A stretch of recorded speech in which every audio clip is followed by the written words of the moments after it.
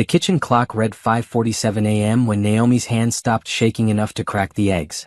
3 of them just how Thomas liked it. Sunny side up, edges crispy, yolks intact. Her left eye had swollen almost shut during the night, and the bruise along her jaw had deepened to purple. She caught her reflection in the toaster's chrome surface and quickly looked away. The eggs sizzled in the cast iron pan. She'd learned to cook them perfectly over 9 years of marriage. Not too much oil. Medium heat. Salt and pepper from exactly 6 inches above the pan, the way his mother had taught her during their first Thanksgiving together. Back when she still believed love could be patient. Before she understood that control wore many masks. Her ribs ached where he'd shoved her against the counter. That had been around 11 p.m., maybe midnight. Time had blurred after she'd made the mistake of questioning him about the withdrawal from their joint account. $3,000 gone, and when she'd asked, his face had changed. It always did. Like watching clouds cover the sun. Where do you get off checking the bank statements? His voice had been quiet at first. That was always worse than the yelling. The quiet meant he was deciding how to punish her for stepping out of line. That's my money. I earned it. Our money, she'd whispered, and that had been the wrong thing to say. Now she plated the eggs alongside turkey bacon, wheat toast cut diagonally, and a small bowl of mixed berries. She poured his coffee into the blue mug he preferred, added exactly 1 teaspoon of sugar and a splash of cream. The routine was armor. The precision was survival. She heard his footsteps on the stairs. Heavy, deliberate. Naomi placed his plate at the head of the table and retreated to her seat at the opposite end. 6 feet of dark wood between them had never felt like enough distance. Thomas entered the kitchen in his gray suit, already knotted tie, leather briefcase in hand.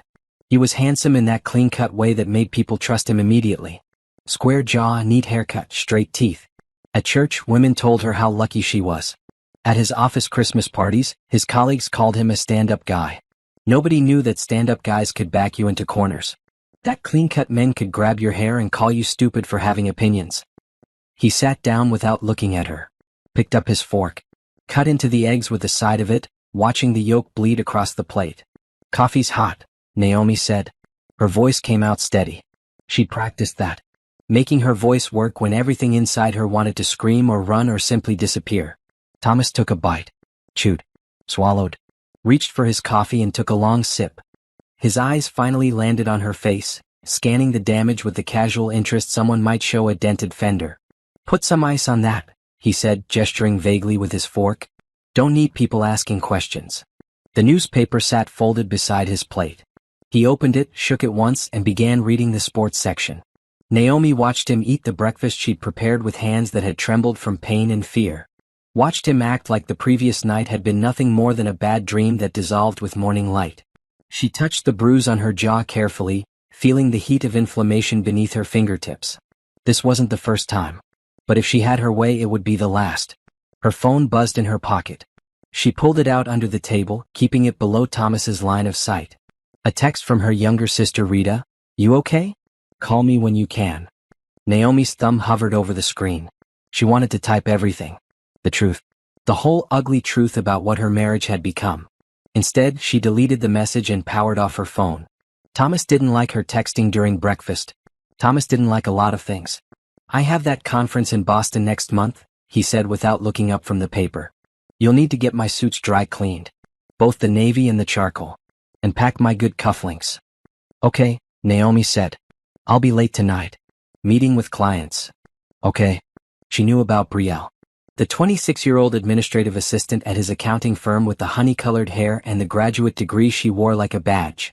Naomi had seen the emails 3 months ago when Thomas left his laptop open. Long conversations that started professional and slid into personal territory. Inside jokes. Lunch plans. Can't stop thinking about our conversation yesterday. She'd memorized every word before closing the laptop and going to the bathroom to vomit.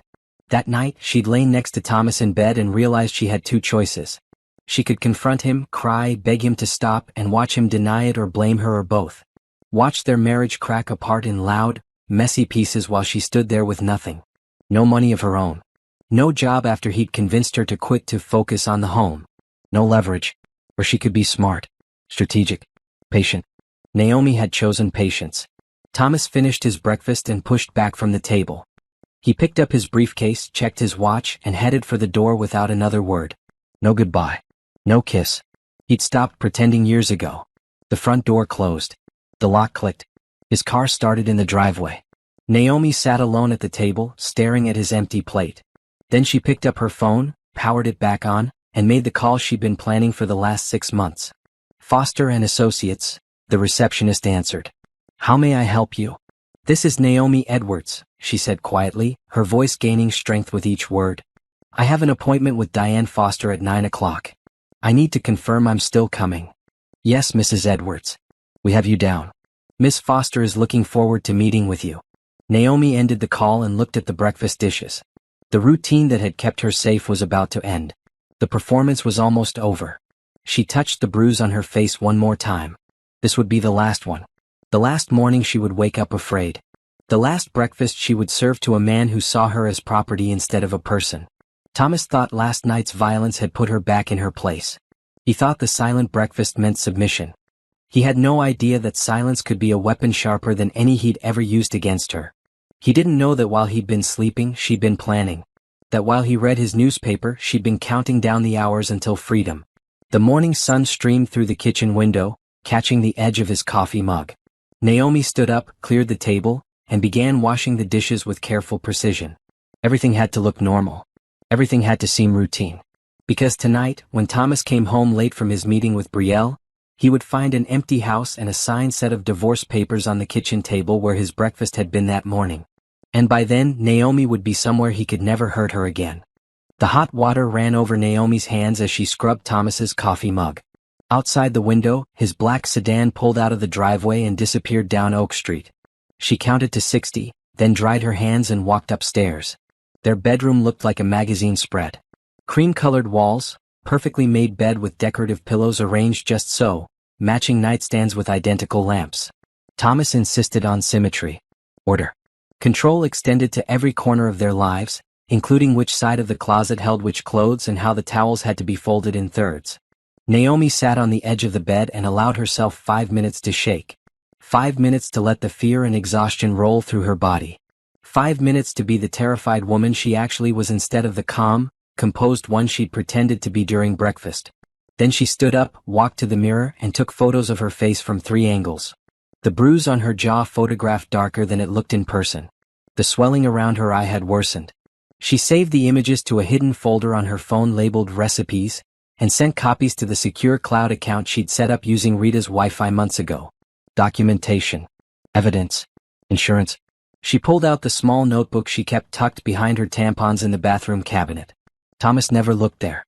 Too personal, too feminine, too beneath his notice. The notebook contained 6 months of entries, each one dated and detailed. January 11th morning, she wrote in careful handwriting. Bruised to left jaw and eye from 1/10 incident. Cause, question bank withdrawal. Amount, $3,000 unaccounted for. Verbal abuse, called me stupid, controlling, ungrateful. Physical, shove against counter, grab to face, twist of arm. She closed the notebook and returned it to its hiding place. Her phone buzzed again. Rita, persistent as always. Naomi, I'm worried. Please just let me know you're alive. This time, Naomi typed back. I'm okay. Can't talk now. Trust me. The reply came instantly. Do you need me to come over? No. I have appointments. I'll call you later. I promise. You better. I love you. Love you too. Naomi checked the time. 7:30. She had 90 minutes before her meeting with Diane Foster, the attorney she'd consulted twice before, paying in cash she'd skimmed from grocery money over months. Diane specialized in difficult divorces, high-conflict cases, domestic situations that required strategy and discretion. She walked to the closet and selected a long-sleeved blue shirt that covered her arms and a pair of dark jeans. She applied concealer to her face, working carefully around the swelling. The bruise still showed, but softer. At the meeting, she'd remove the makeup. Diane needed to see everything. Downstairs, she made herself a piece of toast and forced herself to eat it. Her stomach protested, but she needed strength. The morning stretched ahead like a minefield, each step calculated and crucial. At 8:15, she grabbed her purse and the manila folder hidden in the back of the hall closet behind the winter coats. Inside the folder, printed emails between Thomas and Brielle, bank statements showing the pattern of unexplained withdrawals, photos of previous bruises, recordings of arguments she'd captured on her phone, and a timeline of their marriage's descent from difficult to dangerous. She'd become an archivist of her own suffering. It felt clinical, necessary. The drive to Diane's office took 20 minutes through morning traffic. Naomi kept her hands steady on the wheel, her eyes on the road. Every few blocks she checked the rearview mirror.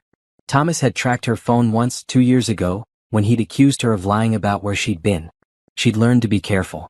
This phone was new, purchased with cash, registered under Rita's name. Thomas only had the number to her old phone, which currently sat in a drawer at home, powered off. The law office occupied the 3rd floor of a brick building downtown. Naomi took the elevator up, signed in with the receptionist, and sat in the waiting area. Her heart hammered against her ribs. Part of her still couldn't believe she was here. Part of her wanted to run back home and pretend this morning had never happened. But then she touched the bruise on her jaw and remembered. Mrs. Edwards?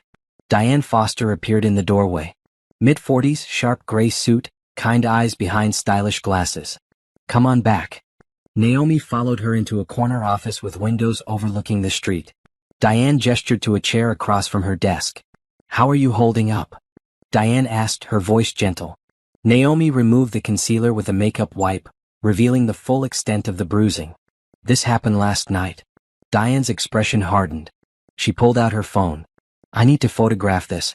Is that okay? Naomi nodded. The camera clicked several times. What triggered it? Diane asked, making notes on a legal pad. I asked about money he'd withdrawn from our joint account. $3,000 I didn't know about.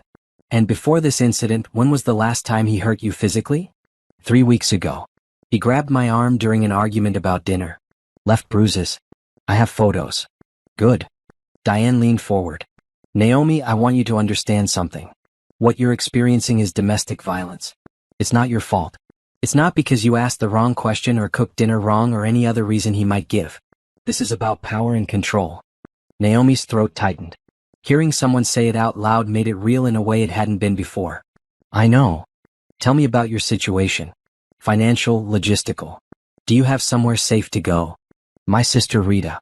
She's been helping me. I've been saving money, small amounts, whenever I could.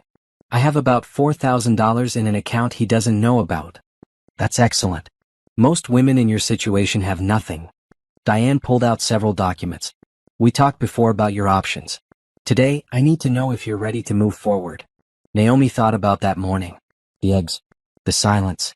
The casual way Thomas had told her to put ice on the bruise he'd caused. She thought about Brielle and the emails. About 9 years of slowly disappearing into someone else's idea of who she should be. I'm ready, she said. Okay. Here's what we're going to do. Diane spread papers across her desk.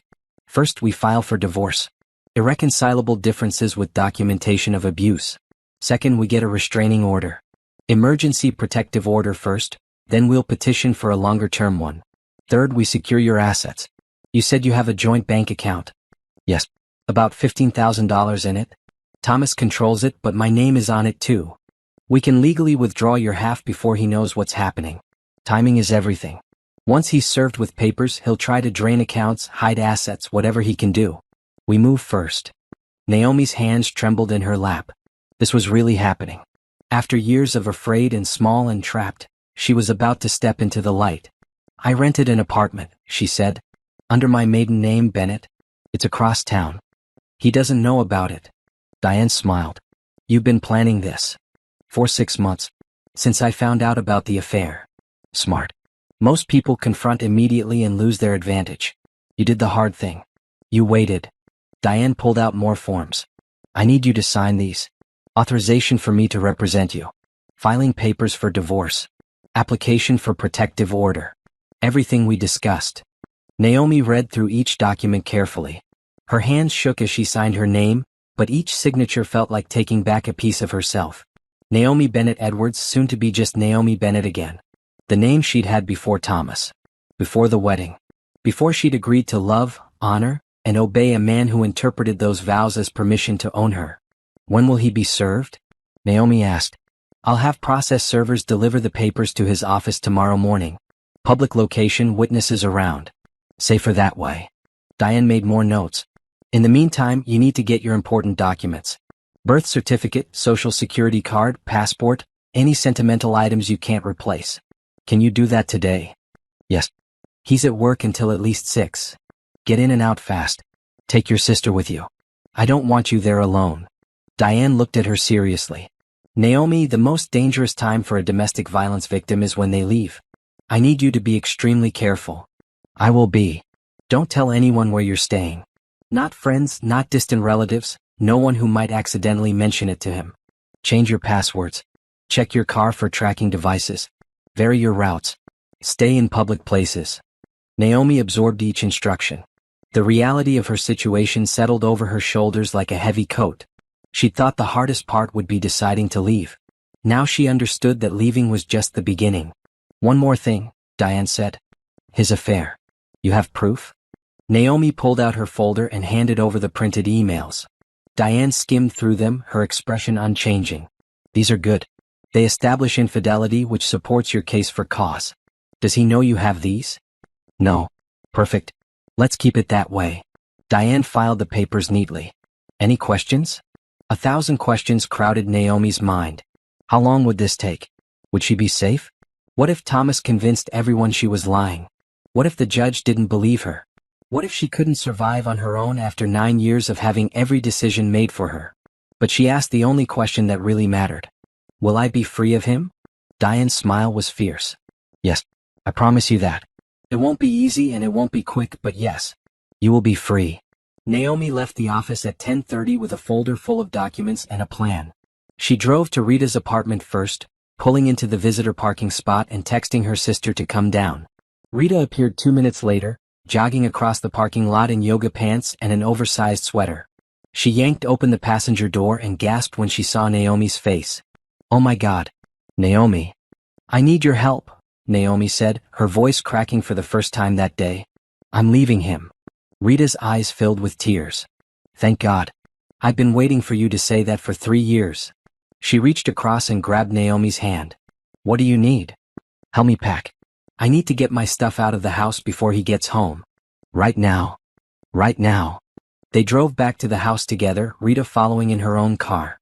Naomi parked in the garage and they went inside through the kitchen door. The breakfast dishes sat clean in the drainer. The table was empty. Everything looked exactly as she'd left it. Rita looked around with hard eyes. I always hated this place. Too perfect. Like a museum instead of a home. That's exactly what it was, Naomi said. A museum to his ego. They worked quickly. Naomi grabbed her birth certificate and social security card from the file cabinet. Her passport from the desk drawer. Photo albums from the hall closet, the ones with pictures of her family before the marriage. Her grandmother's ring, which she'd hidden in a jewelry box after Thomas had suggested selling it. Clothes from her side of the closet. Toiletries. Books. Rita carried boxes to the cars. What about furniture? Dishes? I don't want any of it, Naomi said. I want to start completely new. Good. He can choke on all of it. By 2 o'clock, they'd loaded both cars with everything Naomi couldn't replace.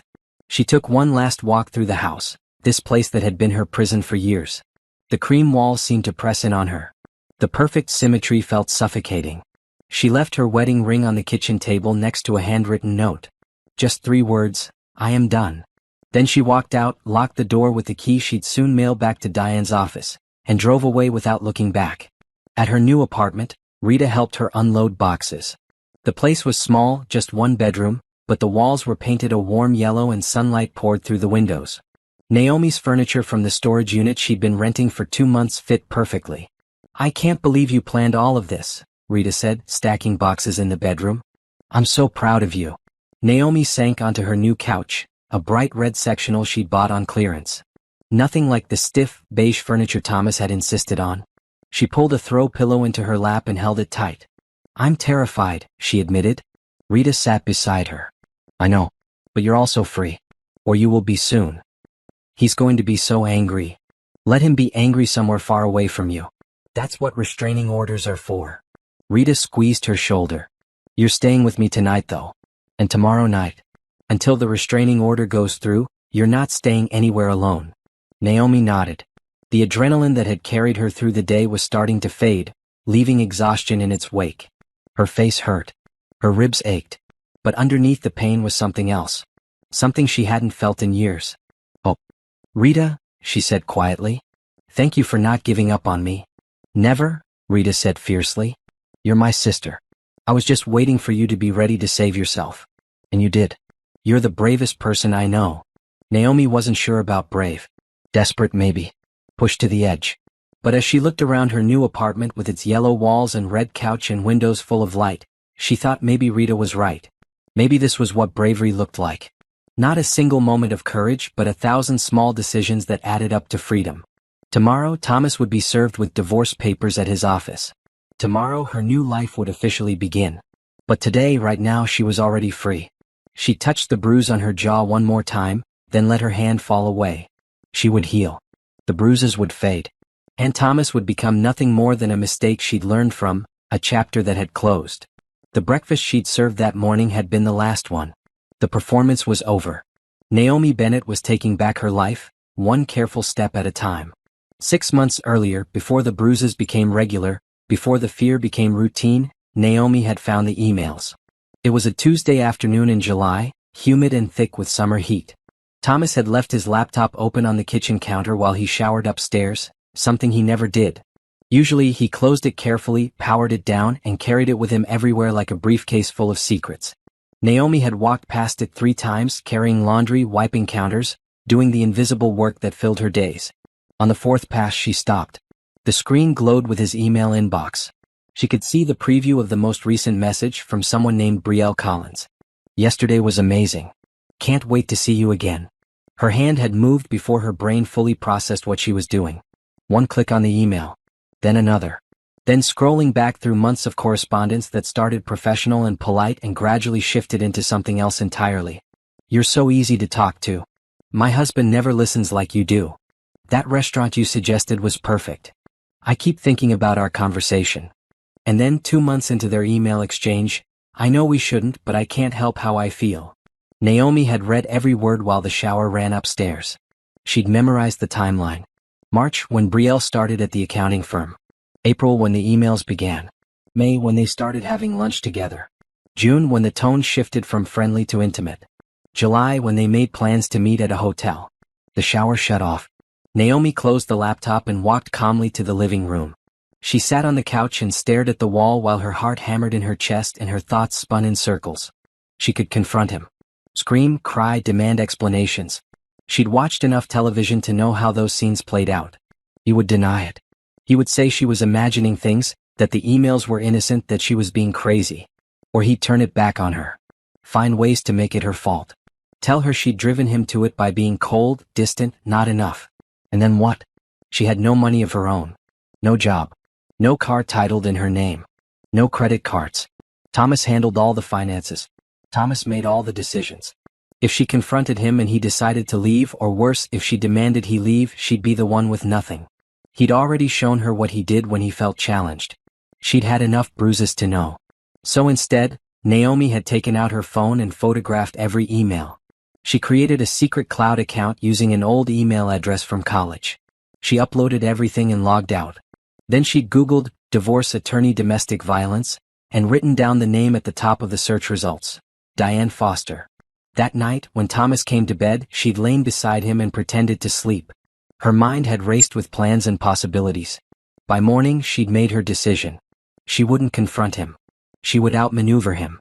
The first call to Diane's office had been terrifying. Naomi had driven to a coffee shop across town, ordered something she didn't drink, and sat in her car in the parking lot with shaking hands. Foster and Associates. How may I help you? I need to speak with someone about a divorce. Her voice had come out as a whisper. A difficult one. The initial consultation cost $200. Naomi had been skimming $20 here and there from grocery money for months, hiding it in a box in Rita's garage. She had $300 saved. She paid in cash. Diane's office had been nothing like she expected. Not cold and corporate, but warm and comfortable. Diane herself had been professional but kind, patient with Naomi's fumbling explanations. Tell me about your marriage, Diane had said. And Naomi had. 9 years summarized in 30 minutes. The whirlwind courtship when she was 23 and he was 28. How charming he'd been. How attentive. The wedding that felt like a fairy tale. The first year when things were good, or at least seemed good in memory. The slow shift. The way he started making all the decisions. The comments about her weight, her clothes, her friends. The isolation that happened so gradually she didn't notice until it was complete. When did he first hit you? Diane had asked gently. He doesn't hit me, Naomi had said automatically. Sometimes he pushes me. Or grabs my arm. Or, that's hitting, Naomi. Any unwanted physical contact is assault. The word had landed like a punch. Assault. Her husband was assaulting her. I need to leave him, she'd said. But I don't have anything. No money, no job. I quit working when we got married. He said he made enough for both of us. He said I should focus on making a home. Unfortunately, your situation is common. Diane had pulled out a legal pad. Here's what you need to know. Texas is a community property state. That means assets acquired during marriage belong equally to both spouses. The house, the cars, the bank accounts. You have as much right to those assets as he does. But his name is on everything. Doesn't matter. You're entitled to half. And given the abuse, we can argue for more. Diane had leaned forward. But here's the problem. The moment you file for divorce, he'll know. He'll try to hide assets, drain accounts, whatever he can do. We need to be strategic. What does that mean? It means you document everything. Every bruise, every threat, every incident. You gather financial information. You prepare an exit strategy. And when you're ready, when you have everything in place, then we move fast and we move hard. Naomi had left that first meeting with a list of instructions. Document abuse. Photograph injuries. Record arguments if safe to do. Open a bank account in her own name at a different bank. Start putting away money. Find a safe place to stay when the time came. List all assets and debts. Look for evidence of hidden money or affairs. Over the next 6 months, Naomi became an architect of her own freedom. She kept the notebook hidden in the bathroom. She photographed every bruise, every mark. She recorded arguments on her phone when Thomas got loud. She found the emails with Brielle and documented those too. She got a job secretly. Just 15 hours a week at a nonprofit organization that provided support services for families in crisis. The irony wasn't lost on her. She told Thomas she joined a book club that met twice a week. He barely listened to the lie. He was too busy with his own. The paycheck, small as it was, went into the secret account. Every dollar felt like a brick in the foundation she was building under his nose. By October, she had $2,000 saved. By December, $4,000. She'd never felt richer in her life. She'd met with Diane 3 more times, updating her, refining the plan. Diane connected her with a women's shelter that helped her find the apartment. She learned about restraining orders and protective orders and how to document everything for court. The judge needs to see a pattern, Diane had explained. One incident he can claim was an accident or that you're exaggerating. Multiple incidents over time with documentation, that's harder to deny. So Naomi documented. She became a historian of her own pain. Every time Thomas raised his voice, she noted it. Every time he grabbed her roughly, she photographed the marks. Every time he withdrew money without explanation, she recorded the transaction. She told Rita in November. They'd met for lunch, a rare outing Thomas had approved because it was her sister's birthday. Naomi had worn long sleeves despite the warm day. Halfway through the meal, Rita had reached across and pushed up her sleeve, revealing the finger-shaped bruises on her forearm. How long? Rita had asked, her voice tight. A while. Why didn't you tell me? Because I was ashamed. Because I thought I could fix it. Because I didn't know how to leave. Naomi had pulled her sleeve back down. But I'm leaving. I'm planning it. I just need time. Rita had wanted to call the police right then. Wanted Naomi to pack up and move in with her immediately. But Naomi had explained the strategy. The need for documentation. The financial reality. Rita had hated it but agreed to help. She gave Naomi a spare key to her apartment. Let her store boxes in the spare bedroom. Helped her open the bank account using Rita's address. Became her alibi and her lifeline. By Christmas, Naomi had almost everything in place. By New Year's, she'd signed the lease on her apartment. By January 10th, she was ready. And then Thomas had shoved her into the counter, his face twisted with rage over a simple question about money. He'd grabbed her jaw, his fingers digging in, and called her ungrateful.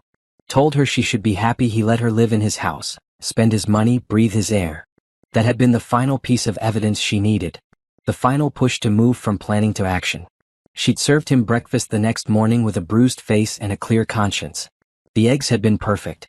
The coffee had been hot. And every second of that quiet, careful performance had been strategy. Letting him think he'd won. Letting him believe she was broken and compliant. while really she was counting down the hours until she walked out of his life forever.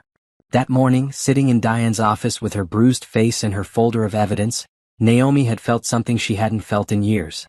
Power. Not over him but over herself. Over her own life. The power to choose freedom over familiarity. Safety over the devil she knew. "I'm ready," she told Diane. And she was. 6 months of careful planning had led to this moment. The architect had drawn up the blueprints. The foundation had been laid. Now it was time to build the structure that would carry her into a new life. As she signed the divorce papers, Naomi thought about the woman she'd been 6 months ago. Too scared to leave. Too ashamed to ask for help. Believing somehow that she deserved the bruises, that she'd earned the anger, that if she just tried harder to be perfect then maybe he would stop. That woman was gone. In her place was someone stronger. Someone who knew her own worth. Someone who understood that love wasn't supposed to hurt and that marriage wasn't supposed to be a prison sentence. Thomas thought the breakfast had been an apology. He thought her silence meant surrender. He had no idea that silence had been her shield while she sharpened her sword. By the time he figured out what she'd been planning, it would be too late. The papers would be filed. The restraining order would be in place. The bank account would be secured. And Naomi would be somewhere safe, somewhere he couldn't touch her, rebuilding herself piece by careful piece. The architect of freedom. That's what she'd become. Not by accident but by design. Not through luck, but through patience and planning and the quiet, determined courage of a woman who refused to disappear. Naomi woke up on Rita's couch at 6 a.m. on January 12th, the day Thomas would be served with divorce papers. Sunlight crept through the blinds in thin stripes, painting the room in shades of gold and shadow. Her face still ached, but the swelling around her eye had gone down enough that she could see clearly. Rita emerged from her bedroom in pajamas and a robe, hair wrapped in a silk scarf. "You're up early." "Couldn't sleep," Naomi admitted. "Too much adrenaline." "Want coffee?" "I make it strong enough to wake the dead." "That sounds perfect." They sat at Rita's small kitchen table, hands wrapped around mugs of coffee that tasted like determination. Rita worked as a nurse at the county hospital, tough and practical in ways that Naomi had always envied. 8 years younger but somehow older in all the ways that mattered. "What time is the process server going to his office?" Rita asked. Diane said around 9:30. "Right after the morning meeting, public enough that he can't cause a scene." Rita nodded approvingly. "Smart. Let everyone see what kind of man he really is." "Part of me feels guilty," Naomi said quietly. "Embarrassing him at work." "Stop that." Rita's voice was sharp. "He embarrassed himself when he decided to cheat and hit you. This is just consequences. Don't you dare feel guilty for protecting yourself." Naomi knew her sister was right, but the conditioning went deep. 9 years of being told she was too sensitive, too emotional, too much. 9 years of apologizing for existing. Those patterns didn't disappear overnight. Her phone buzzed with a text from Diane. "Process server confirmed for 9:30 a.m. Bank opens at 8 a.m. I'll meet you there at 8:15. Naomi's stomach flipped. The bank. She'd been avoiding thinking too hard about that part of the plan. Walking into their joint bank and withdrawing half the money felt like theft, even though Diane had explained multiple times that it was legally hers. "What's wrong?" Rita asked, reading her expression. "The bank. I have to go withdraw money from our joint account." "Your joint account. Your money too." "I know. It just feels wrong." Rita reached across the table and gripped her hand. "Listen to me. That man has been stealing from you for 9 years. He stole your confidence, your independence, your sense of safety. He stole who you used to be and replaced her with someone too scared to speak. Taking half of a bank account isn't theft. It's recovery." Naomi squeezed her sister's hand back. "When did you get so wise?" "Nursing school. We had a whole class on domestic violence. I kept thinking about you the entire time." Rita's eyes filled with tears. "I knew something was wrong. I just didn't know how to help you. You helped by being here. By not giving up on me." They finished their coffee and Naomi went to shower. She dressed carefully in dark jeans and a green blouse, clothes that were hers, not chosen by Thomas. She applied minimal makeup, leaving the bruise on her jaw visible. Diane had been clear. Document everything, hide nothing. At 8:10 she drove to the bank downtown, a different branch from the one they usually used. Diane was already there, waiting in the parking lot in a silver SUV. She got out when she saw Naomi carrying a leather briefcase. "Ready?" Diane asked. "As ready as I'll ever be." Inside, the bank was quiet and sterile. Fluorescent lights hummed overhead. A teller in a blue vest smiled professionally as they approached. "Good morning. How can I help you?" Diane spoke first. "My client needs to withdraw funds from a joint account. We have all the necessary documentation." She spread papers across the counter. The account information. Naomi's ID. A letter on law firm letterhead explaining the situation and asserting Naomi's legal right to the funds. The teller's smile faltered as she read. "Let me get the manager." They waited while a middle-aged man in a suit emerged from an office. He read through everything twice, his expression carefully neutral. "Mrs. Edwards, I understand you're going through a difficult situation," he said. "However, withdrawing funds from a joint account can be complicated. Have you discussed this with your husband?" "No," Naomi said. "And I'm not going to." Diane stepped in smoothly. "As the documentation shows, my client has every legal right to access these funds. The account is jointly held. She's not required to consult with the other account holder before making withdrawals." The manager shifted uncomfortably. "Of course. I just want to make sure everyone understands the implications." "We understand perfectly," Diane said with steel in her voice. "Please process the withdrawal." It took 20 minutes of forms and signatures and computer entries. The manager tried twice more to suggest they wait, consult with Thomas, consider the consequences. Each time, Diane shut him down with calm, professional insistence. Finally, he printed out a withdrawal slip. "The balance is $15,418. You want to withdraw half?" "Yes," Naomi said. He processed the transaction and counted out $7,700 bills, 9 20s and a 10. The cash felt heavy in Naomi's hands, substantial and real. She tucked it into an envelope Diane provided and slipped it into her purse. "Thank you," she told the manager. Outside in the parking lot, her hands started shaking. Diane noticed. "That was the hard part," she said. "You did great." "Why do I feel like a criminal?" "Because you've been conditioned to feel guilty for taking up space. For having needs. For asserting your rights." Diane's voice was kind but firm. "That money is yours. You earned it by surviving 9 years with a man who hurt you. Don't let his voice in your head tell you otherwise." Naomi took a deep breath. "What happens next?" "Now you go back to Rita's and you wait. The process server will deliver the papers to Thomas's office in about an hour. Once he's served, the clock starts. He'll have 30 days to respond to the divorce petition." "What about the restraining order?" "I'm filing for an emergency protective order this morning. Given the documentation and the photos from yesterday, I'm confident we'll get it. Probably by this afternoon. That means he can't come within 500 feet of you. Can't call, text, or contact you in any way." Relief washed over Naomi so intensely she felt dizzy. "He won't be able to find me?" "Not legally. And if he tries, he'll be arrested." Diane put a hand on her shoulder. "You're safe now. Or you will be very soon." Naomi drove back to Rita's apartment, her purse full of cash, her future suddenly real. She kept checking the rearview mirror, half expecting to see Thomas's car following her. But the streets were full of strangers going about their ordinary days. Nobody watching. Nobody following. At Rita's, she deposited the cash into her secret account using the mobile app. The balance jumped to over $11,000. More money than she'd had access to in her entire adult life. Money that was hers, under her control, untouchable by Thomas. She sat on the couch and stared at her phone, watching the time. 9:15. 9:20. 9:30. Somewhere across town, a process server was walking into Thomas's accounting firm. Asking for him by name. Handing him an envelope. Saying the words that would officially end their marriage. Naomi imagined his face. The confusion, then the anger. The realization. She imagined him opening the envelope in front of his colleagues, reading the petition for divorce, seeing the accusations of abuse laid out in legal language. She imagined his humiliation. And she felt nothing but relief. Her phone rang at 9:45. Rita calling from the hospital. Did it happen? Should be happening right now. How are you feeling? Scared. Relieved. Like I might throw up. That's normal. You want me to come home? I can take a sick day. No, I'm okay. I just need to sit with this. Call me if you need anything. Anything at all. I'll have my phone. Naomi spent the rest of the morning organizing her new apartment. She hung curtains in the bedroom. She unpacked boxes of books and arranged them on shelves.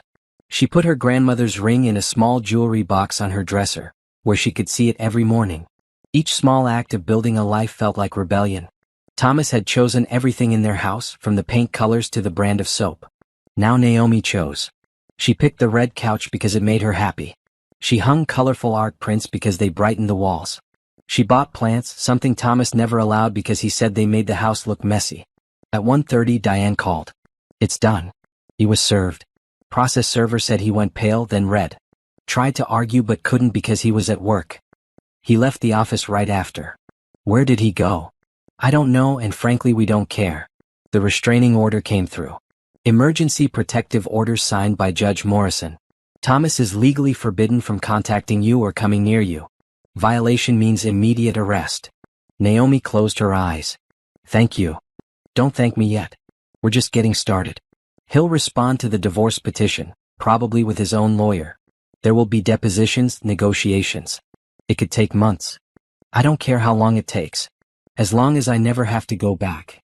You won't, Diane promised. I'll make sure of it. After hanging up, Naomi walked through her apartment slowly, touching walls, feeling the space around her. This was hers. This small, bright, safe place was hers. No one could take it from her. No one could hurt her here. She made herself lunch, a simple salad with grilled chicken. She ate it sitting at her small table, looking out the window at the street below. People walked by with dogs and strollers. Cars passed. Life continued, ordinary and unremarkable. She was part of that now. Part of the regular world where women didn't flinch when doors opened. Where bruises were accidents, not routine. Where silence was peaceful instead of strategic. Her phone buzzed with a text from an unknown number. Her heart stopped. You're going to regret this. Thomas. He'd found her new number somehow. The restraining order was barely in effect and he was already violating it. Naomi screenshotted the message and forwarded it to Diane. The response came back immediately. Document everything. Do not respond. I'm calling the police to file a report. Another text from Thomas. After everything I've done for you, this is how you repay me. Screenshot. Forward. Do not respond. You'll never make it on your own. You need me. Screenshot. Forward. Block number. Her hands shook but her mind stayed clear. This was exactly what Diane had warned her about. The attempts to regain control. The messages designed to provoke a response, to pull her back into interaction. But Naomi had done her homework. She knew the patterns. She knew that engaging would only make it worse. So she blocked the number and called Rita. He's texting me. Threatening messages. Did you respond? No. I documented and sent everything to Diane. Good girl. That's evidence of restraining order violation. He's digging his own grave. I'm scared he'll show up here. Can you see the door from where you are? Naomi moved to the living room window. She had a clear view of the building entrance. Yes. Keep it locked. Keep your phone charged. If you see him, call 911 immediately. Don't hesitate, don't give him chances. Just call. Okay. I'm coming home after my shift. I'll bring dinner. We'll have a girls' night and watch terrible movies and not think about him at all. Naomi smiled despite her fear. That sounds perfect. The afternoon stretched long. Every car that pulled into the parking lot made her heart race. Every footstep in the hallway made her freeze. But Thomas didn't come. Maybe Diane had already contacted him about the texts. Maybe his lawyer had warned him. Maybe he was just regrouping, planning his next move. By evening, Naomi felt exhausted from the adrenaline, from the constant vigilance. Rita came home with Thai food and chocolate ice cream and a stack of romantic comedies from the early 2000s. They ate on the couch, laughing at movies they'd seen a dozen times. It felt normal. Simple. Safe. This is nice, Naomi said around midnight, half asleep on the couch with a blanket over her legs. What is this? Feeling like myself again. Or like who I used to be. I'd forgotten what that felt like. Rita squeezed her shoulder. You're going to be okay. Better than okay. You're going to be amazing. Naomi wanted to believe that. She wanted to imagine a future where the fear faded, where she rebuilt herself into someone whole and confident. Where Thomas became nothing more than a footnote in her story instead of the main character. I hope so, she whispered. I know so, Rita said fiercely. Because you're the strongest person I know. You just spent 6 months planning your escape from an abusive marriage. You documented everything, saved money, found a lawyer, and executed a perfect exit strategy. That's not lucky. That's strong. That's brave. That's brilliant. The words settled into Naomi's chest like seeds. Maybe Rita was right. Maybe she was stronger than she thought. Maybe the woman who served breakfast with a bruised face and a secret plan was someone worth being proud of. That night, sleeping in Rita's spare bedroom, Naomi dreamed of yellow walls and red couches and windows full of light. She dreamed of a life without fear, without flinching, without constantly calculating the safest way to exist. And when she woke up the next morning for the first time in 9 years, she woke up free. Thomas Edwards sat in his black sedan in the parking lot of his office building, gripping the steering wheel hard enough to make his knuckles white. The manila envelope lay on the passenger seat like a bomb. He'd read through the papers 3 times, each reading making the words feel less real and more surreal. Petition for divorce. Grounds: insupportable marriage with allegations of physical abuse and infidelity. Petitioner: Naomi Bennett Edwards. Respondent: Thomas Edwards. His wife had filed for divorce. His obedient, quiet, manageable wife had walked out and filed for divorce. The same woman who'd served him breakfast yesterday morning with a bruised face and said nothing. Who'd sat across from him at the table, silent and compliant, exactly as she should be. She'd played him. The realization made his stomach turn. That breakfast had been an act. The silence had been strategy. While he'd been reading his newspaper, congratulating himself on putting her back in line, she'd been planning her exit. The process server's face flashed through his mind. Showing up at his office during the Friday morning meeting. Walking right into the conference room and asking for him by name in front of Johnson, Peters, and the new partner. Handing him the envelope. Saying loudly enough for everyone to hear, "Thomas Edwards, you've been served." The room had gone silent. 12 faces turning toward him. Johnson's eyebrows raising. Peters making that little coughing sound he always made when things got awkward. The new partner, whose name Thomas couldn't remember, looking confused. "Excuse me," Thomas had said, taking the envelope with hands that didn't shake because he wouldn't let them. "I need to handle this." He'd walked out of the conference room with his head high, feeling their eyes on his back. Made it to his office. Closed the door. Opened the envelope. And read words that made his carefully constructed world tilt sideways. Physical abuse in black and white.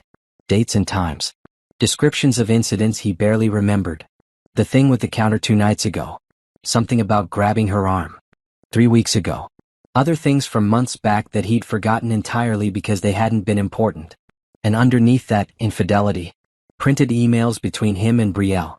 How had Naomi gotten those? He'd been careful. He'd deleted everything or thought he had. But there they were, his own words used against him like weapons. Thomas had left work immediately. Told his secretary he had a family emergency, which technically wasn't a lie. Drove home to an empty house. The silence had hit him first. No Naomi in the kitchen. No smell of cooking. No sound of her moving through rooms, existing in the background of his life like furniture. Then he'd seen his wedding ring on the kitchen table. Just the ring sitting there like an accusation. Next to it, a note in her handwriting, "I am done." 3 words. That was all she'd left him. 3 words in an empty house. Thomas had gone through every room. The closet on her side was empty, just bare hangers. Her dresser drawers were cleaned out. The bathroom counter where her toiletries used to sit was bare. She'd taken the photo albums from the hall closet. Her grandmother's ring from the jewelry box. All her clothes, her shoes, her books. She'd moved out. Completely. While he'd been at work, probably that very day, she'd come back and erased herself from his life. He'd called her cell phone. Straight to voicemail. Tried again. Same thing. Sent a text. "Naomi, we need to talk about this. Come home." No response. He'd called Rita. That had been a mistake. "Don't call this number again," Rita had said, her voice cold as ice. "And don't come to my house. I have cameras. If you show up, I'm calling the police. I just need to talk to my wife. Your soon-to-be ex-wife. Who wants nothing to do with you. Leave her alone, Thomas." She'd hung up before he could respond. That's when panic had started to set in. Real panic crawling up his throat and squeezing. Naomi wasn't coming back. This wasn't a fight they could smooth over. This wasn't a rough patch. This was ending, final and complete. He'd driven to Rita's apartment building anyway, parked across the street, tried to see if Naomi's car was there. But Rita had meant what she said about cameras. He could see the Ring doorbell from the street, its blue light glowing. Any closer and he'd be recorded. Back home, he'd opened the divorce papers again and read more carefully. The restraining order wasn't there, but surely that was coming. The petition mentioned safety concerns and need for protection. Legal language for what was probably already filed.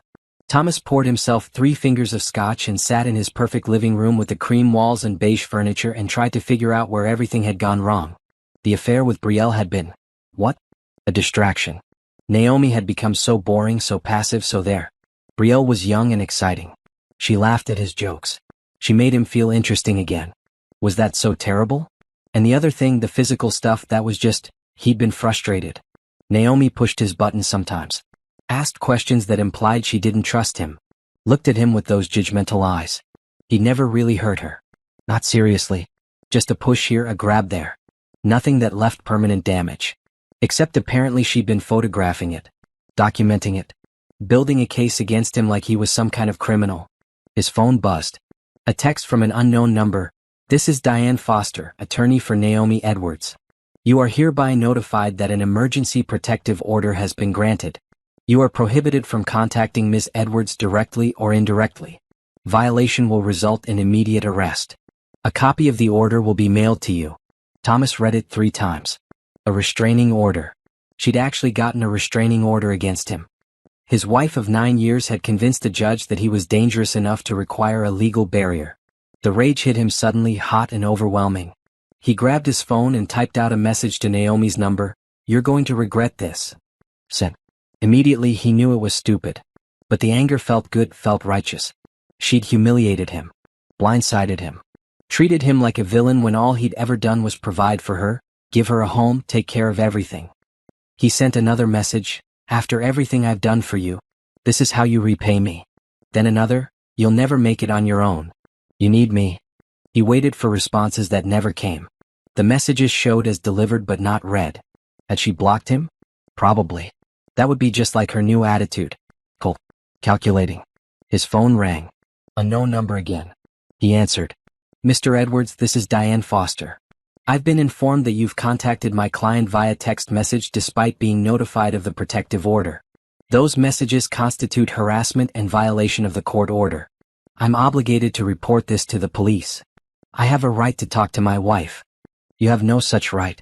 And she's not your wife anymore or won't be soon. Any further contact will result in criminal charges. Do you understand? This is ridiculous. She's overreacting. I never hurt her.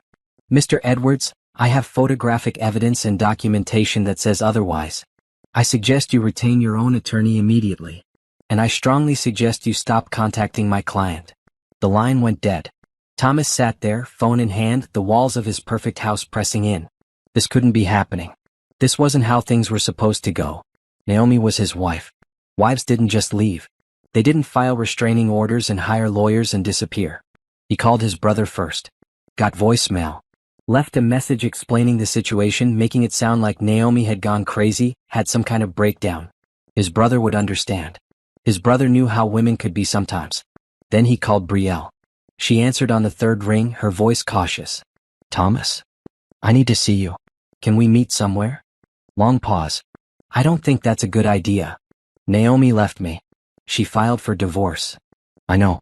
Someone from your office called me. Asked if we'd been having an affair. I told them no. We need to get our story straight. This could blow up. There's no story, Thomas. We were just friends. That's all anyone needs to know. But the emails? Were professional. Friendly at most. I'm not getting involved in your divorce. Her voice was firm, final. I'm sorry you're going through this, but I can't help you. Brielle, please? Don't call me again. Okay. Just, good luck with everything. She hung up. Thomas stared at his phone, the pieces of his life scattering like a dropped puzzle. Naomi gone. His office knowing. Brielle distancing herself. The restraining order. The divorce petition. How had this happened? How had his quiet, obedient wife turned into this person who could dismantle his life with such precision? He thought about the breakfast 2 mornings ago. The eggs perfectly cooked. The coffee exactly right. Her sitting there with her bruised face, silent and still. He'd thought he'd won that fight. Thought the violence had put her back in her place. But she'd been planning even then. Maybe for weeks. Months. She'd served him breakfast and smiled with her swollen face and plotted his destruction. The realization made him feel sick and furious all at once. Thomas grabbed his laptop and Googled divorce lawyers. He needed someone good. Someone who could fight this, expose Naomi's lies, prove she was being vindictive and manipulative. He had rights too. Community property. The house was in his name.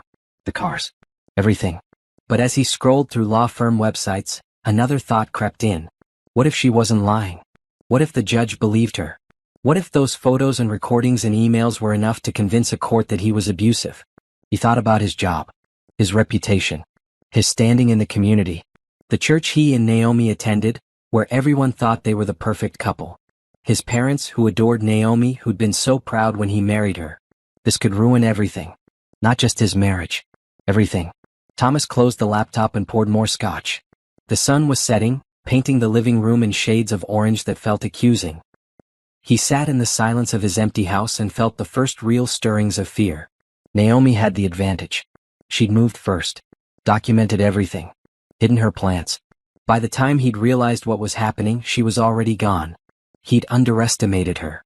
For 9 years he'd seen her as manageable, controllable, small. And all that time she'd been someone else entirely. Someone smart enough to wait. Patient enough to plan. Strong enough to leave. The thought should have made him respect her. Instead, it made him angrier. Because if she'd been that person all along, then she'd been lying to him. Playing a role. Pretending to be someone she wasn't just to catch him off guard.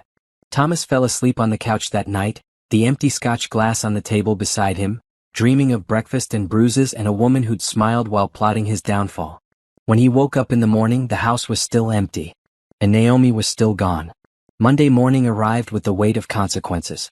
Thomas dressed for work in the dark, his house still empty and echoing. He'd spent the weekend calling lawyers, most of whom quoted fees that made his head spin. The one he finally hired, Robert Brennan, had been blunt about his chances. You've got allegations of abuse with documentation. Photographic evidence. Recorded arguments. Proof of infidelity. This isn't a he said she said situation. She's got ammunition. But she's exaggerating, Thomas had insisted. I never seriously hurt her. Brennan had sighed. Doesn't matter how you see it. Matters how a judge sees it. And right now you look bad. Thomas parked in his usual spot at the accounting firm and walked through the lobby with his chin up. Professional. Composed. Like nothing was wrong. But the whispers started before he reached his office. Angela from HR was waiting at his desk. Mid-50s, gray hair pulled back in a tight bun, expression professionally neutral. Thomas, Mr. Harrison needs to see you in his office. His stomach dropped. Harrison was the managing partner. You didn't get called to his office unless something was seriously wrong. Now. Thomas followed her down the hallway, past cubicles where colleagues suddenly became very interested in their computer screens. The conference room where he'd been served on Friday still had the coffee cups sitting on the table, like time had stopped. Harrison's office was corner suite, windows overlooking downtown. He sat behind his massive desk, hands folded.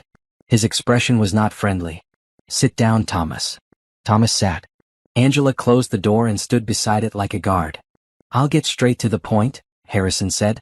We received notification this morning from your wife's attorney regarding a restraining order. Allegations of domestic violence and harassment. Those allegations are false. Nevertheless, they exist. And they've been brought to our attention. This firm has a zero-tolerance policy regarding violence and harassment, as you're well aware. Thomas felt the walls closing in. You're firing me? I'm placing you on administrative leave pending investigation. Paid leave? Harrison added, like that made it better. We need to review the situation, consult with legal, determine if this impacts your ability to work with clients. This is my personal life. It has nothing to do with my job. It has everything to do with your job when it becomes public knowledge. When clients ask questions. When it reflects on the firm's reputation. Harrison's voice was firm. I'm sorry, Thomas. This isn't personal. But until this matter is resolved, you can't be here. Angela handed him a folder. Your computer access has been suspended. Please collect personal items from your office. I'll escort you out. The walk back to his office felt like a death march. More whispers. More eyes. He grabbed his framed degree from the wall, a photo of his parents, his gym bag from under the desk. Stuffed everything into a cardboard box Angela provided. In the elevator down, she was silent. Professional. But he could feel her judgment like a physical weight. This isn't what it looks like, he said. Angela pressed the lobby button. It never is. Naomi is lying. Then I'm sure that will come out in court.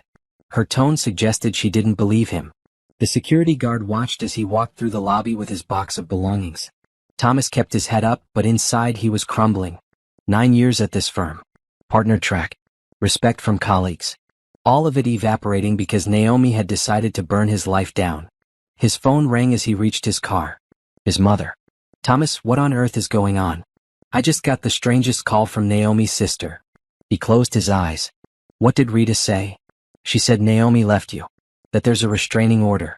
She said things I don't want to repeat. His mother's voice was shaking. Please tell me this isn't true. It's complicated. Did you hit your wife? The question hung in the air like an executioner's blade. Thomas thought about lying, but what was the point? We had some arguments. Things got heated. But I never seriously hurt her. Silence. Then, in a voice he'd never heard from his mother before, you hit her. It wasn't like that. How many times? Mom? How many times did you put your hands on your wife? Thomas couldn't answer. The number felt both insignificant and damning. A push here. A grab there. Nothing serious. Nothing that mattered. Except it had mattered. Enough for photographs. Enough for a restraining order. Enough for his mother to sound like she didn't know him anymore. I'm so disappointed in you, she said quietly. Your father and I raised you better than this. Are you taking her side? There are no sides when it comes to hurting people you're supposed to love. There's just right and wrong. And what you did was wrong. She paused. Don't call here again until you've figured out how to be the man we thought you were. She hung up. Thomas sat in his car in the parking lot, the box of his professional life beside him, and felt everything slipping through his fingers like sand. He called Brielle. She didn't answer. He tried again. Voicemail. Sent a text. Please just talk to me for 5 minutes. No response. He drove to her apartment just to see if she was home. Parked across the street and waited for an hour. No sign of her car. No lights in the windows.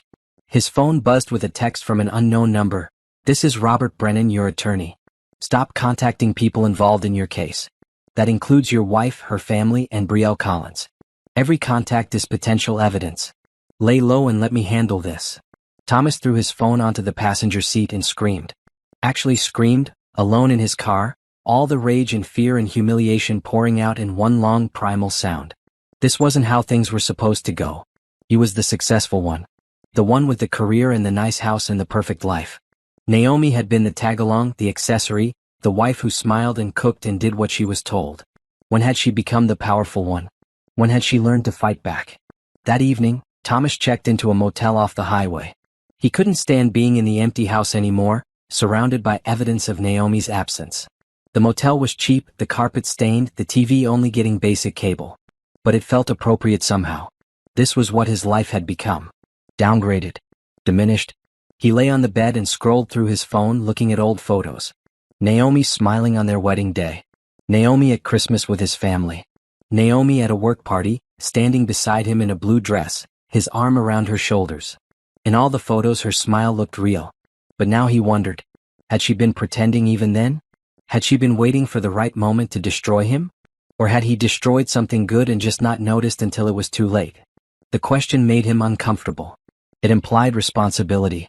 It suggested that maybe his version of events wasn't the only one. That maybe those bruises on her face weren't exaggerated. That maybe the fear in her eyes had been real. But accepting that would mean accepting that he was the villain in this story. And Thomas Edwards wasn't a villain. He was a good man who'd made some mistakes. Who'd been pushed too far.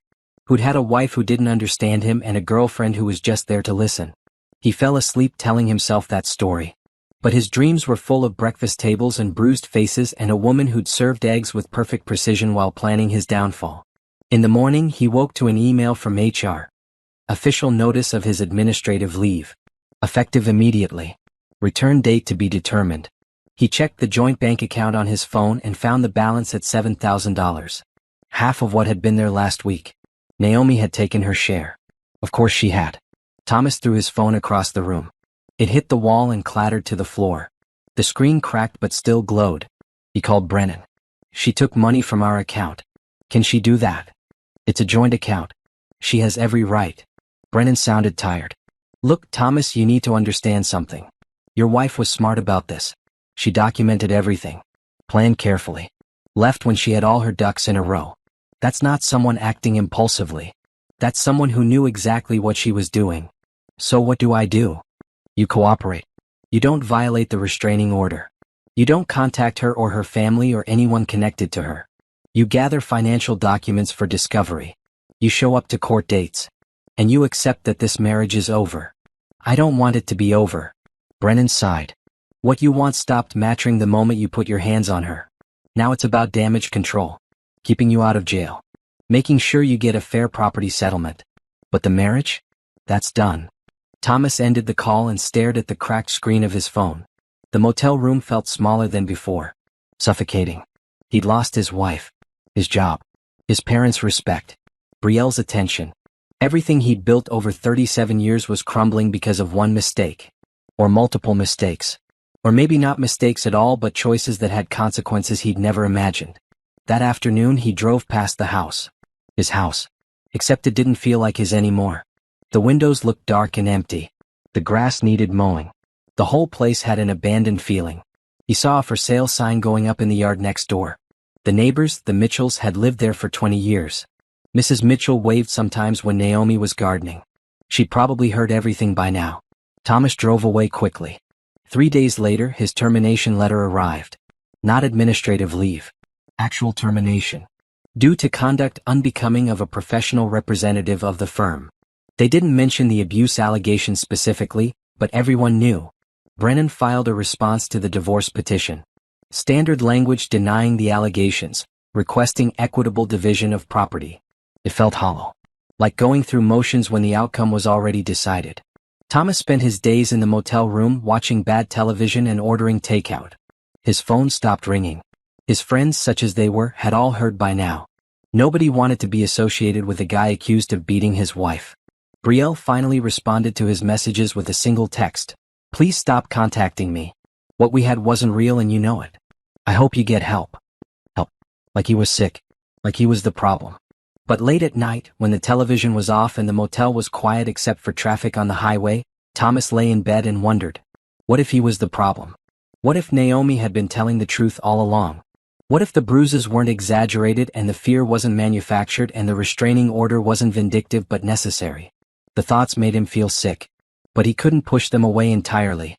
They lingered at the edges of his mind, whispering uncomfortable truths. He'd hit his wife. Multiple times.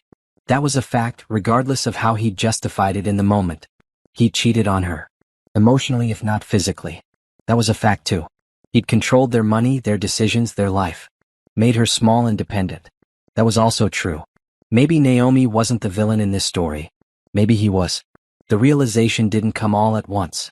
It came in pieces over days and weeks as Thomas sat alone in a motel room with nothing but time to think about what he'd done and who he'd become. And by the time he fully understood, it was far too late to fix any of it. Naomi was gone. His life was in ruins. And all he had left was the bitter understanding that he'd destroyed the best thing in his life with his own hands. 3 months after leaving, Naomi stood in front of a mirror in her apartment bathroom, studying her reflection. The bruises had faded completely, leaving no physical evidence of that last violent night. But the internal landscape had changed in ways that went deeper than skin. She looked different. Stronger maybe. Or just more tired. Healing wasn't linear. Some days she woke up feeling powerful and free. Other days the weight of 9 years pressed down on her chest and she couldn't remember why she'd thought she could survive alone. Today was a good day. She had a job interview at noon. The position was at Horizon House, a non-profit organization that provided support services to families in crisis. Administrative coordinator, organizing programs for women transitioning out of difficult situations. When Naomi had seen the posting, she'd stared at her computer screen for 10 minutes before finally clicking apply. The irony wasn't lost on her. She was a woman in crisis, transitioning out of a difficult situation, applying to help other women do the same thing. Maybe that made her qualified. Or maybe it made her a fraud. She dressed carefully in dark gray pants and a coral blouse. Bright but professional. She'd learned that bright colors helped. They pushed back against the gray days when everything felt impossible. Rita knocked on the bathroom door. You ready? I'm driving you. I can drive myself. I know you can. But I want to. Humor me. They'd been living together since that first night.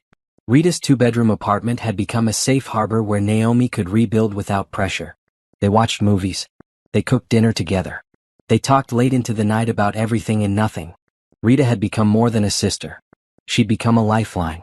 The drive to Horizon House took 15 minutes through morning traffic. The building was a converted house in an older neighborhood, painted cheerful yellow with blue trim. A garden bloomed in the front yard, vegetables mixed with flowers. "You've got this," Rita said, parking at the curb. "Just be yourself. Tell them your story. They'll see what I see." "What's that?" "A survivor. Someone who knows exactly what their clients are going through." Naomi walked up the front steps and rang the bell. A woman in her 50s answered, gray curls framing a warm face. "You must be Naomi. I'm Patricia. Come in." The interior of Horizon House felt nothing like an office. Comfortable couches, soft lighting, children's toys in one corner, a bulletin board covered with photos of smiling families. It felt like hope had a physical address. Patricia led her to a small office and gestured to a chair. "Tell me about yourself." Naomi had rehearsed this part. "I have administrative experience from before my marriage. I took time away from the workforce, but I'm ready to return. I saw your posting and felt connected to the mission." "What connects you to it?" This was the moment. She could lie, keep it vague, protect her privacy. Or she could tell the truth and risk judgment. "I left an abusive marriage 3 months ago," Naomi said quietly. "I know what your clients are going through because I've been through it. I understand the fear and the planning and the courage it takes to walk away." Patricia's expression softened. "I'm sorry you experienced that. And I'm glad you got out." "Me too. You know this job isn't easy. You'll be working with women in active crisis. Women who are scared, angry, traumatized. Women who might remind you of yourself. I understand. You'll need strong boundaries. Self-care routines. Therapy helps most of our staff. I'm already in therapy. Twice a week." Patricia nodded approvingly. "Tell me what you think you could bring to this role." Naomi thought about the notebook hidden in her bathroom cabinet. The photos of bruises. The careful documentation. The months of planning her escape. "I understand strategic thinking. How to make plans and execute them carefully. How to stay calm under pressure. How to document everything because evidence matters. And I understand what it feels like to need help but be too scared to ask for it." The interview lasted an hour. Patricia asked questions about conflict resolution, multitasking, working with traumatized populations. Naomi answered honestly, drawing on her own experience even when it hurt. At the end, Patricia smiled. "I'd like to offer you the position. 25 hours a week to start, with possibility of full-time. Can you start next Monday?" Naomi felt tears prick her eyes. "Yes. Thank you. Thank you. We need people who understand this work from the inside." Outside, Rita was waiting in the car, scrolling through her phone. When Naomi climbed in with a huge smile, Rita screamed and pulled her into a hug. "You got it?" "I got it." They celebrated with lunch at a small cafe, splitting a sandwich and fries. Rita insisted on paying. "This is huge," Rita said. "Your own income. Independence. Doing meaningful work. It's just part-time. For now. But it's a start. And starts are everything." That evening, Naomi attended her support group at the community center. 10 women sat in a circle, ranging from early 20s to mid-60s. Different backgrounds, different stories, but all connected by the common thread of survival. The facilitator, Dr. Morgan, was a therapist who specialized in trauma. She had a calm presence that made the hard conversations feel safer. "Who wants to share tonight?" Dr. Morgan asked. Naomi raised her hand. "I got a job today." The group erupted in applause and encouraging sounds. These women understood what that meant. Employment wasn't just a paycheck. It was proof of life after abuse. It was reclaiming agency. "Tell us about it," Dr. Morgan said. "It's at a nonprofit that helps families in crisis. I'll be working with women who are going through what I went through." "Feels right. Scary but right." "What makes it scary?" Dr. Morgan asked. "What if I'm not healed enough? What if their stories trigger me? What if I can't help them because I'm still figuring out how to help myself?" Another woman, older with silver hair, spoke up. "You don't have to be completely healed to help someone else. Sometimes the best guides are the ones still on the journey." The words settled into Naomi's chest. She was still on the journey. Still healing. Still figuring out who she was without Thomas defining her. But maybe that was okay. Maybe healing wasn't about reaching some perfect endpoint but about moving forward, one day at a time. After group, a woman named Simone approached her. Around Naomi's age with dark skin and bright eyes.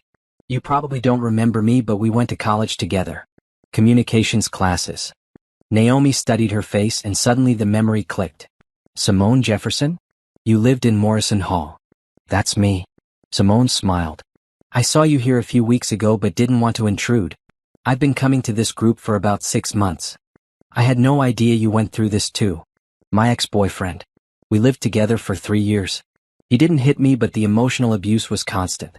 Took me forever to recognize it as abuse. They walked to the parking lot together, exchanging stories and phone numbers. By the time they said goodbye, Naomi felt like she'd reconnected with an old friend and made a new one simultaneously. That night, lying in bed in Rita's spare room, Naomi pulled out her journal. Her therapist had suggested writing as a way to process everything. Some entries were angry. Some were sad. Some were just confused. Tonight she wrote, I got a job today. At Horizon House. I'll be helping women like me. Women who are scared and brave and trying to rebuild. I keep thinking about that breakfast I served Thomas with my bruised face. How I smiled and stayed calm and pretended everything was fine. I was performing survival. Now I get to help other women stop performing and start living. Maybe that's why I went through all of this. Maybe my story can be a map for someone else's escape. She closed the journal and looked around the small bedroom. Rita's spare room wasn't fancy. Second-hand furniture. Walls that needed paint. But it was safe. Nobody hurt her here. Nobody controlled her here. And slowly, day by day, it was becoming home. The next Monday, Naomi started work at Horizon House. Patricia showed her around, introduced her to the staff, explained the programs. The organization offered emergency shelter, legal advocacy, job training, childcare support, and counseling. Everything a woman might need to leave a dangerous situation and build a new life. You'll be coordinating our skill-building workshops, Patricia explained. Resume writing, interview prep, financial literacy. And you'll help with intake when new clients arrive. Naomi's first week was overwhelming in the best way. She met women with stories that mirrored her own. She helped a young mother create her first resume. She sat with a teenager who'd left home after being hit by her father and listened while the girl cried. Each interaction reminded Naomi how far she'd come and how much further she had to go. But it also gave her purpose. Her pain wasn't wasted if it could help someone else. After work one evening, she stopped at a bookstore and bought 3 books on business administration. She'd started taking evening classes at the community college, working toward finishing her degree. Thomas had convinced her to drop out after they got married. Now she was picking up the threads of the life she'd set aside. In class, she was older than most students but not the oldest. The professor, a sharp woman in her 40s, called on her frequently.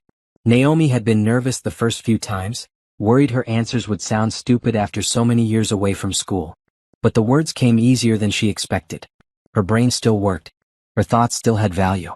One night, walking to her car after class, she saw a man who looked like Thomas from behind. Same build, same haircut. Her heart rate spiked immediately. Her hands went cold. She froze on the sidewalk, keys gripped between her fingers like a weapon. The man turned around. Completely different face. Not Thomas at all. Naomi took several deep breaths, waiting for her heart to slow down. This happened sometimes. Phantom sightings. Her body reacting to threats that weren't there anymore. Her therapist called it hypervigilance, a normal response to trauma. You're safe, she whispered to herself. He can't hurt you anymore. The words helped. Not completely, not instantly. But enough to get her moving again. By the end of her first month at Horizon House, Naomi had helped coordinate 3 workshops and assisted with intake for 7 new clients. She'd also started attending a weekly lunch group with Simone and 2 other women from their support group. They called themselves the Phoenix Club, only half joking. Because we're rising from the ashes, Simone explained over Thai food. Becoming something new. Naomi liked that image. Not going back to who she'd been before Thomas, but becoming someone different entirely. Someone stronger. Someone who knew her own worth and wouldn't settle for less. One afternoon, Patricia called her into the office. I wanted to check in. How are you doing? Really?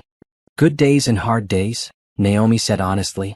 But more good than hard lately. You're doing excellent work here. The clients respond well to you. You have a gentle way of pushing without pressuring. Thank you. I want to talk about increasing your hours. Moving you to full-time if you're interested. Naomi's breath caught. Full-time meant benefits, health insurance, steady income, real independence. I'm very interested. Good. We'll make it official starting next month. And Naomi? I see real leadership potential in you. When you're ready, I'd love to talk about you taking on more responsibility. Maybe running some of our programs. After the meeting, Naomi sat in her car and cried. Happy tears, grateful tears. 6 months ago she'd been trapped in a marriage that was killing her slowly. Now she had a job she loved, a path forward, people who believed in her. She texted Rita, "They're making me full-time." The response came immediately, "That's my sister. Told you that you were amazing." That evening, Naomi treated herself to dinner at a nice restaurant. Just herself, a good book and a glass of wine. She used to think eating alone meant loneliness. Now she understood it could mean independence. Choosing her own company. At the table next to her, a couple argued in whispers. The man's jaw was tight, his words sharp. The woman looked down at her plate, shoulders hunched. Naomi recognized that posture. That careful stillness designed to make yourself smaller, less of a target. She wanted to lean over and tell the woman she didn't have to live like that. That there were options, resources, ways out. But she didn't. You couldn't save someone who wasn't ready to be saved. She'd learned that at Horizon House. All you could do was be there when they were ready. Still, she left her Horizon House business card on the table when she paid her bill, face down so the couple wouldn't see immediately. Just in case. Walking to her car, she thought about Thomas. Wondered where he was, what he was doing. If he'd learned anything or if he was busy blaming her for everything that had gone wrong in his life. She didn't miss him. That was the surprising part. She'd expected to miss the good parts, the early days when he'd been charming and attentive. But even those memories felt tainted now. Like she'd been falling in love with a performance while the real person waited underneath, ready to emerge once she was trapped. What she missed was the idea of partnership. Coming home to someone. Sharing small moments. But she'd never really had that with Thomas. She'd had a manager, a controller, a man who saw her as an extension of himself rather than a separate person. Real partnership, the kind built on respect and equality, that was something she still believed in. Maybe someday. When she was healed enough. When she trusted herself to recognize red flags and walk away at the first sign. But for now she was content with her own company. Content with rebuilding. Content with the slow, difficult work of becoming whole again. Her phone rang as she reached her car. A known number. She debated not answering, but the protective order was in place. Thomas legally couldn't contact her. "Hello? Miss Edwards?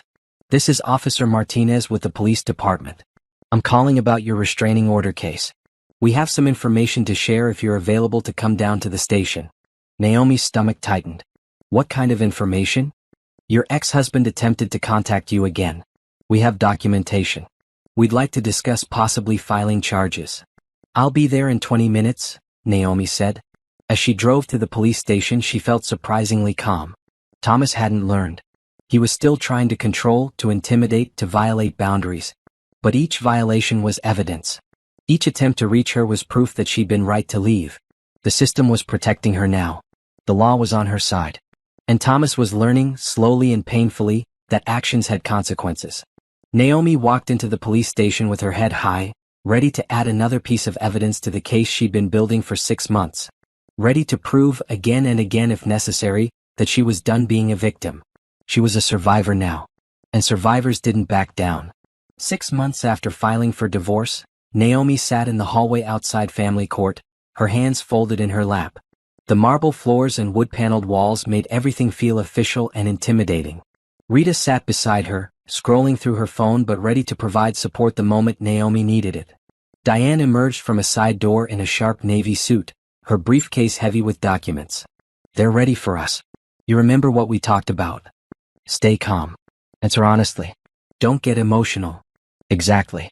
The judge has seen all the evidence. Photos, recordings, financial records. Today is just for testimony and cross-examination." Diane squeezed her shoulder. "You've got this." They entered the courtroom. It was smaller than Naomi expected, less dramatic than television had led her to believe. The judge's bench dominated the front. 2 tables faced it, one for each side. Behind them, several rows of benches for observers. Thomas was already there with his attorney, Robert Brennan. He'd lost weight, Naomi noticed. His suit hung a little loose. His face looked drawn, tired. He glanced at her briefly when she entered, then looked away quickly. Good. She hoped he was uncomfortable. She hoped he felt a fraction of the fear she'd lived with for years. Judge Morrison entered, a woman in her 60s with silver hair and sharp eyes. Everyone stood until she took her seat. "This is the final hearing for case number 2024 DV8847, Edwards vs. Edwards. Counsel, opening statements." Diane stood first. "Your Honor, this case is straightforward. My client, Naomi Edwards, endured years of physical and emotional abuse from her husband. She documented this abuse carefully, gathering photographic evidence, recordings, and witness testimony. She left when it became clear her safety was at risk. She now seeks dissolution of marriage with equitable division of assets, waited to compensate for the abuse she suffered. Brennan stood next. Your Honor, my client disputes the characterization of abuse. The couple had marital difficulties, yes. Arguments occurred as they do in many marriages. But Mrs. Edwards has exaggerated isolated incidents to gain advantage in divorce proceedings. My client requests equitable division of community property and joint access to marital assets. Judge Morrison made notes. I've reviewed the evidence submitted by both parties. Ms. Foster, call your first witness. Diane called Naomi to the stand. The bailiff swore her in. Naomi sat in the witness box, her hands gripping the armrests. Please state your name for the record. Naomi Bennett Edwards. Ms. Edwards, can you describe the incident that occurred on January 10th of this year? Naomi had practiced this. She kept her voice steady. My husband and I had an argument about money. I'd noticed $3,000 missing from our joint account and asked about it. He became angry. He shoved me against the kitchen counter. Then he grabbed my face. She touched her jaw, remembering. His fingers left bruises. And what happened the next morning? I made him breakfast. I acted like everything was normal. Then I left. Why didn't you leave immediately after the assault? Because I'd been planning to leave for 6 months. I needed to execute my plan carefully. I needed documentation, resources, a safe place to go. Leaving immediately would have been dangerous. Diane walked her through the evidence. The photos projected onto a screen showed Naomi's bruised face in stark detail. The judge leaned forward to examine them closely. These photos were taken the morning after? Yes, Your Honor. And the earlier photos? Can you explain those? Naomi described each incident. The grab to her arm in December. The push that made her hit her hip on the table edge in November. Further back, to incidents she'd almost normalized until she started documenting them. Ms. Edwards, Judge Morrison asked directly, why did you stay so long? Naomi took a breath. Because I was scared. Because I had no money of my own. Because he'd convinced me I couldn't survive without him. Because I thought it was my fault. Because leaving is the most dangerous time for someone in my situation. Her voice cracked slightly. I stayed until I was strong enough to go. And smart enough to do it safely. Diane continued with financial questions. The joint account Thomas controlled. The credit cards in his name only. The way he'd isolated her from employment and independent income. Then it was Brennan's turn for cross-examination. He stood, adjusting his glasses. Mrs. Edwards, you claim my client was controlling about finances. But isn't it true you agreed to be a stay-at-home spouse? I agreed initially. But when I wanted to return to work, he refused to allow it. Refused? Or expressed his preference that you focus on the home. He told me I couldn't work.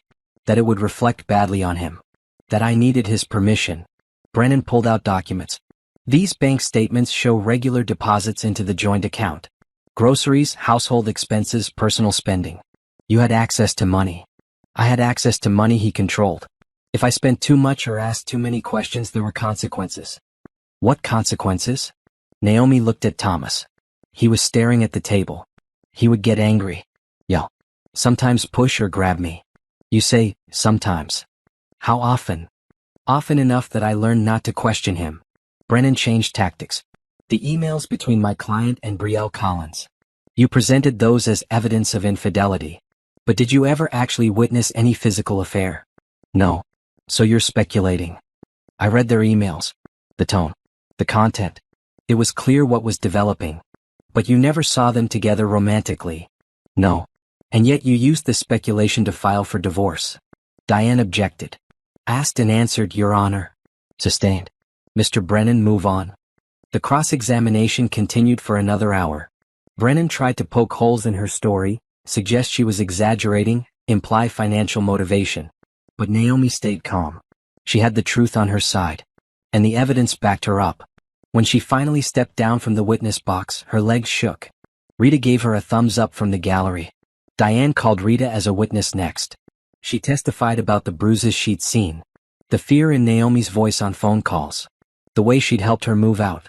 Did Naomi ever tell you she planned to exaggerate anything for financial gain? Diane asked. Never. She just wanted to be safe. Brennan's cross-examination of Rita was brief. She was a sympathetic witness, a concerned sister. Attacking her would only make Thomas look worse. Then it was Thomas's turn on the stand. He looked smaller somehow, sitting in the witness box. Less commanding. Brennan walked him through his version of events. The marriage had been good at first. They'd grown apart. Arguments happened, but he never meant to hurt her. The emails with Brielle were innocent, blown out of proportion. Naomi was vindictive, trying to take everything. When Diane stood for cross-examination, the temperature in the room seemed to drop. Mr. Edwards, on January 10th, did you push your wife? Thomas hesitated. We had an argument. Things got heated. That's not what I asked. Did you push your wife? I might have. I don't remember exactly. You don't remember shoving someone hard enough to bruise them? It wasn't that hard. Diane projected the photos of Naomi's face. This is what not that hard looks like? Thomas paled. I didn't mean to hurt her that badly. But you meant to hurt her some amount? No. I was angry. I wasn't thinking. How many times did you not think and end up hurting your wife? I don't know. My client documented 7 incidents over 9 months. Does that sound accurate? If that's what she says. No, Mr. Edwards. That's what happened. Did you grab your wife's arm in December, leaving bruises? Probably. During an argument. Did you push her in November? Maybe. Did you control access to money? I managed our finances. Did you tell her she couldn't work? I suggested she focus on the home. Suggested or demanded? Thomas's jaw tightened. She was free to do what she wanted. Was she free to leave you? Of course. Then why did she have to plan her escape for 6 months? Why did she have to hide money? Why did she need a restraining order? Thomas didn't answer. Mr. Edwards, did you love your wife? Yes. Is that how you show love? With bruises and control and fear? Objection, Brennan said weakly. Argumentative. Withdrawn, Diane said, turning away. No further questions. The hearing lasted 4 hours total. By the end, Judge Morrison looked tired but resolute. I'll review all testimony and evidence. My decision will be issued within 10 business days. This hearing is adjourned. Outside the courtroom, Diane pulled Naomi aside. That went well. Really well. His testimony was damaging to his own case. What happens now? We wait. The judge will issue a written decision about property division, the divorce decree, everything. Will I have to see him again? Not if you don't want to. Once the decree is final, you're done. Rita drove Naomi home, both of them quiet. The day had been exhausting, emotionally draining. But underneath the fatigue, Naomi felt something else. Vindication. She told her truth. The evidence had spoken. And Thomas had admitted, under oath, to hurting her. That evening, Simone called. How did it go? Good, I think. Hard but good. Want company? I can bring wine and terrible snacks. That sounds perfect. They sat on Naomi's couch, now in her own apartment, eating chips and drinking cheap wine and talking about everything except the hearing. It felt normal. Simple. The kind of evening she dreamed about during those years when her life was controlled and monitored. 10 days later, Judge Morrison's decision arrived via email. Diane called immediately after Naomi opened it. We won. Everything. Everything. Divorce granted. Restraining order made permanent. Property division weighted 70-30 in your favor to compensate for abuse. He keeps the house but has to buy out your share. You get the newer car. He's responsible for all joint debts. And here's the best part, he has to pay your legal fees. Naomi couldn't speak. She sat on her couch, phone pressed to her ear, tears streaming down her face. Naomi? You there? I'm here. I can't believe it. Believe it? The judge saw through his lies. She saw what he did to you. And she made sure you're protected going forward. Diane's voice was warm. Congratulations. You're officially divorced. That word. Divorced.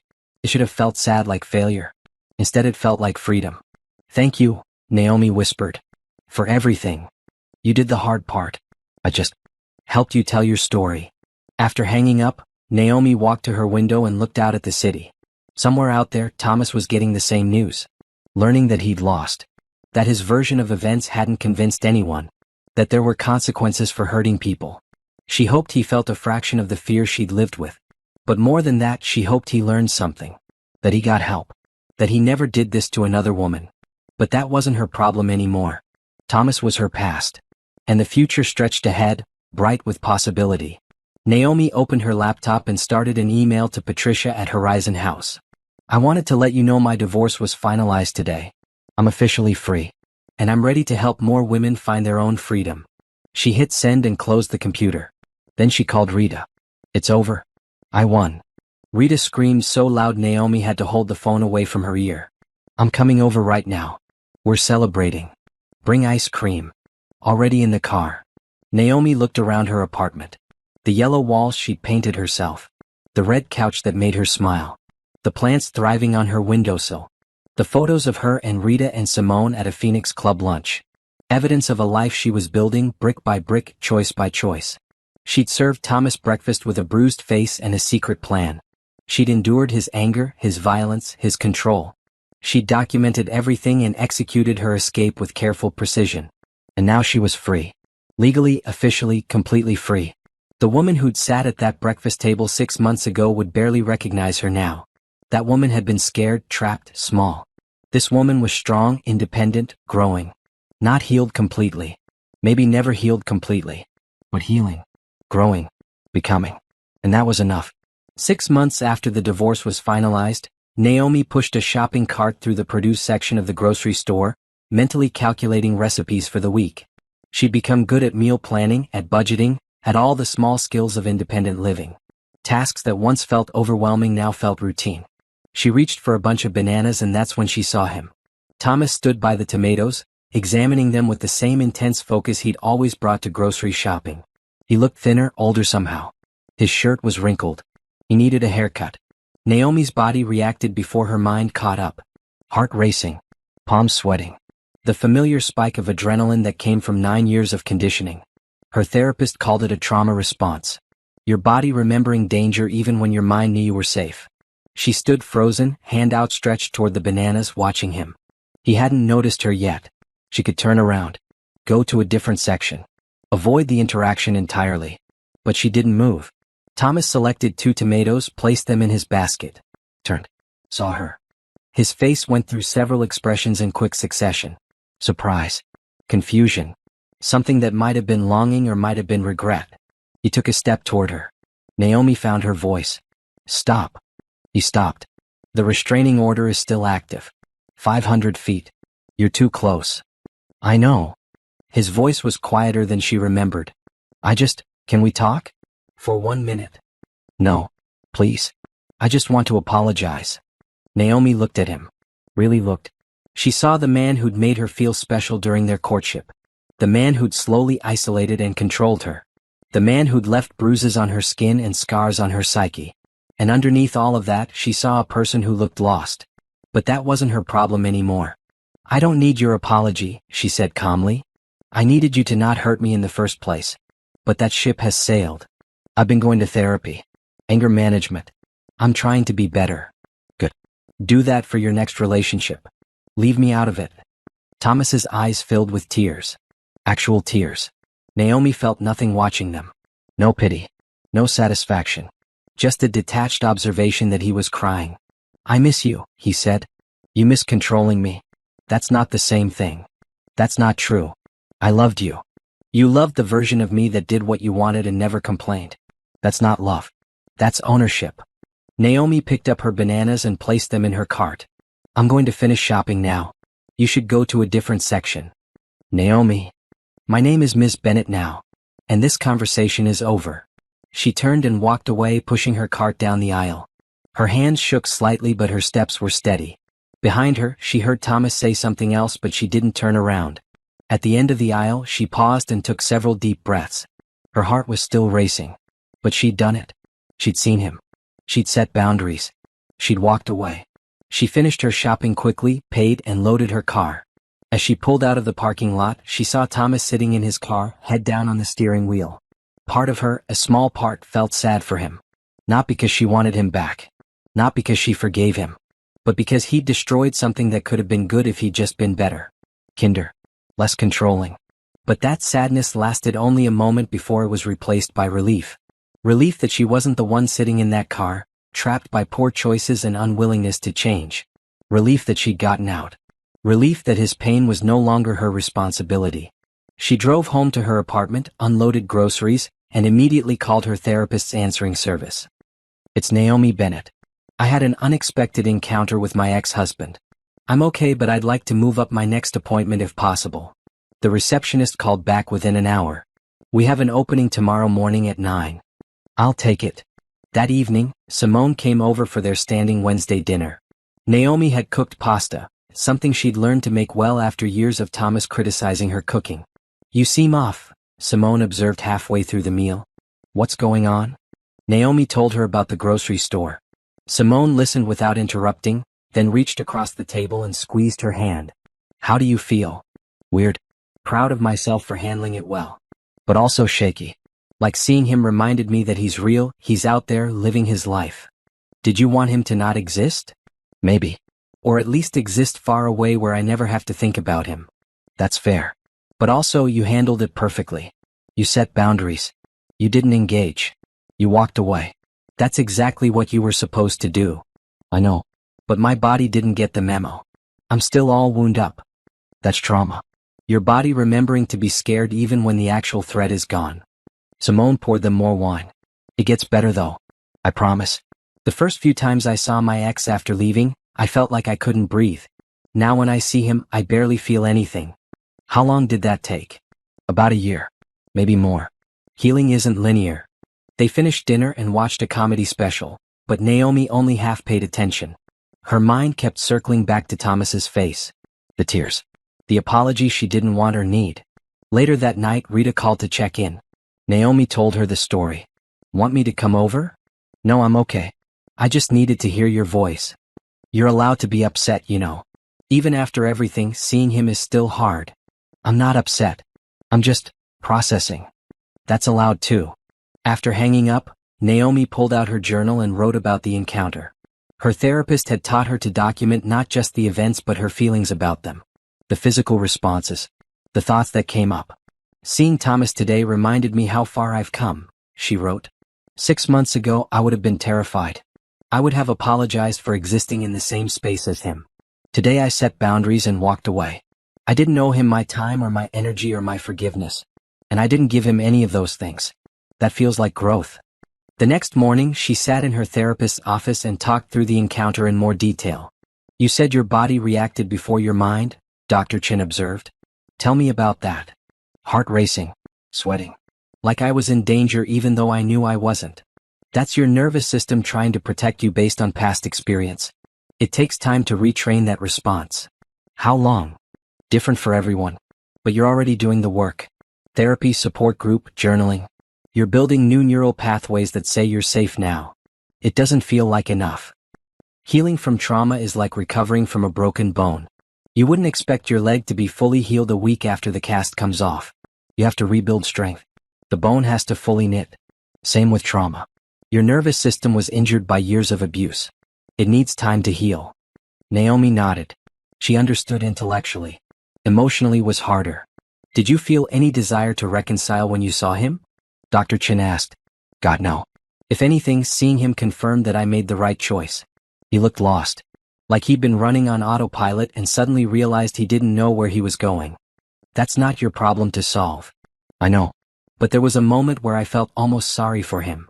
"That's empathy. It's a good quality. But empathy doesn't mean you have to fix his problems or take responsibility for his feelings."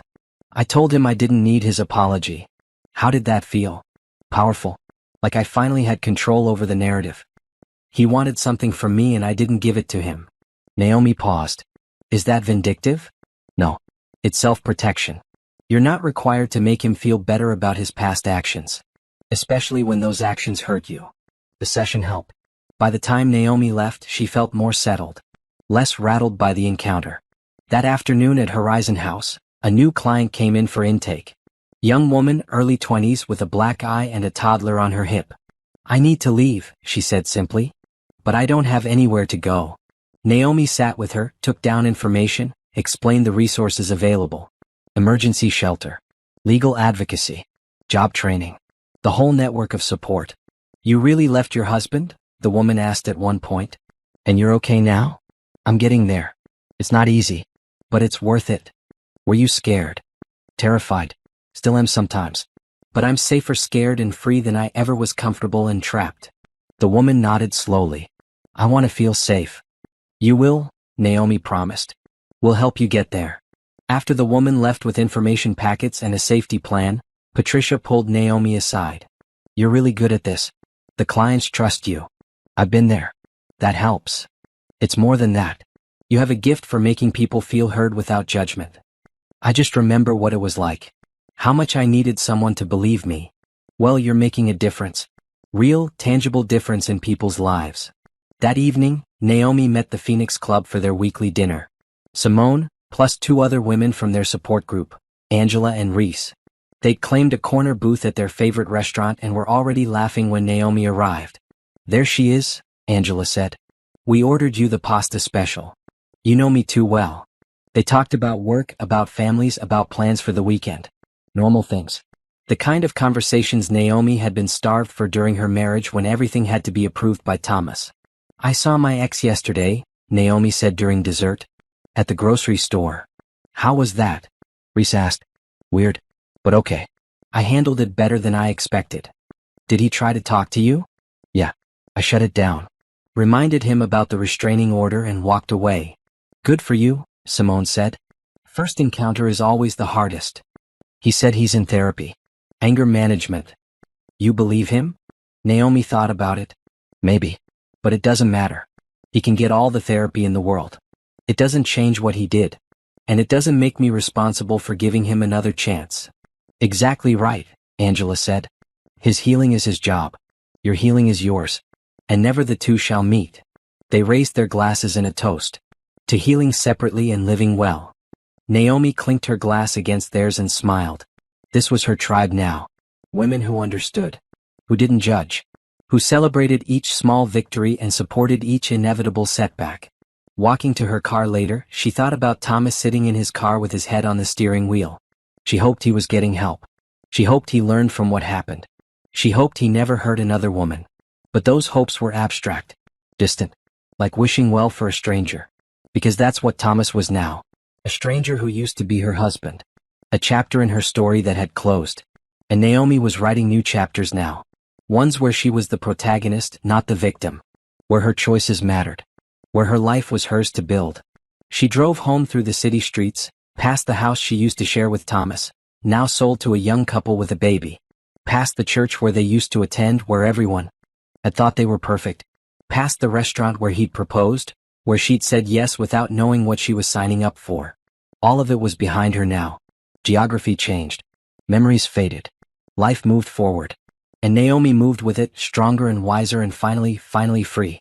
1 year after walking out of her marriage, Naomi stood in front of her bathroom mirror applying makeup.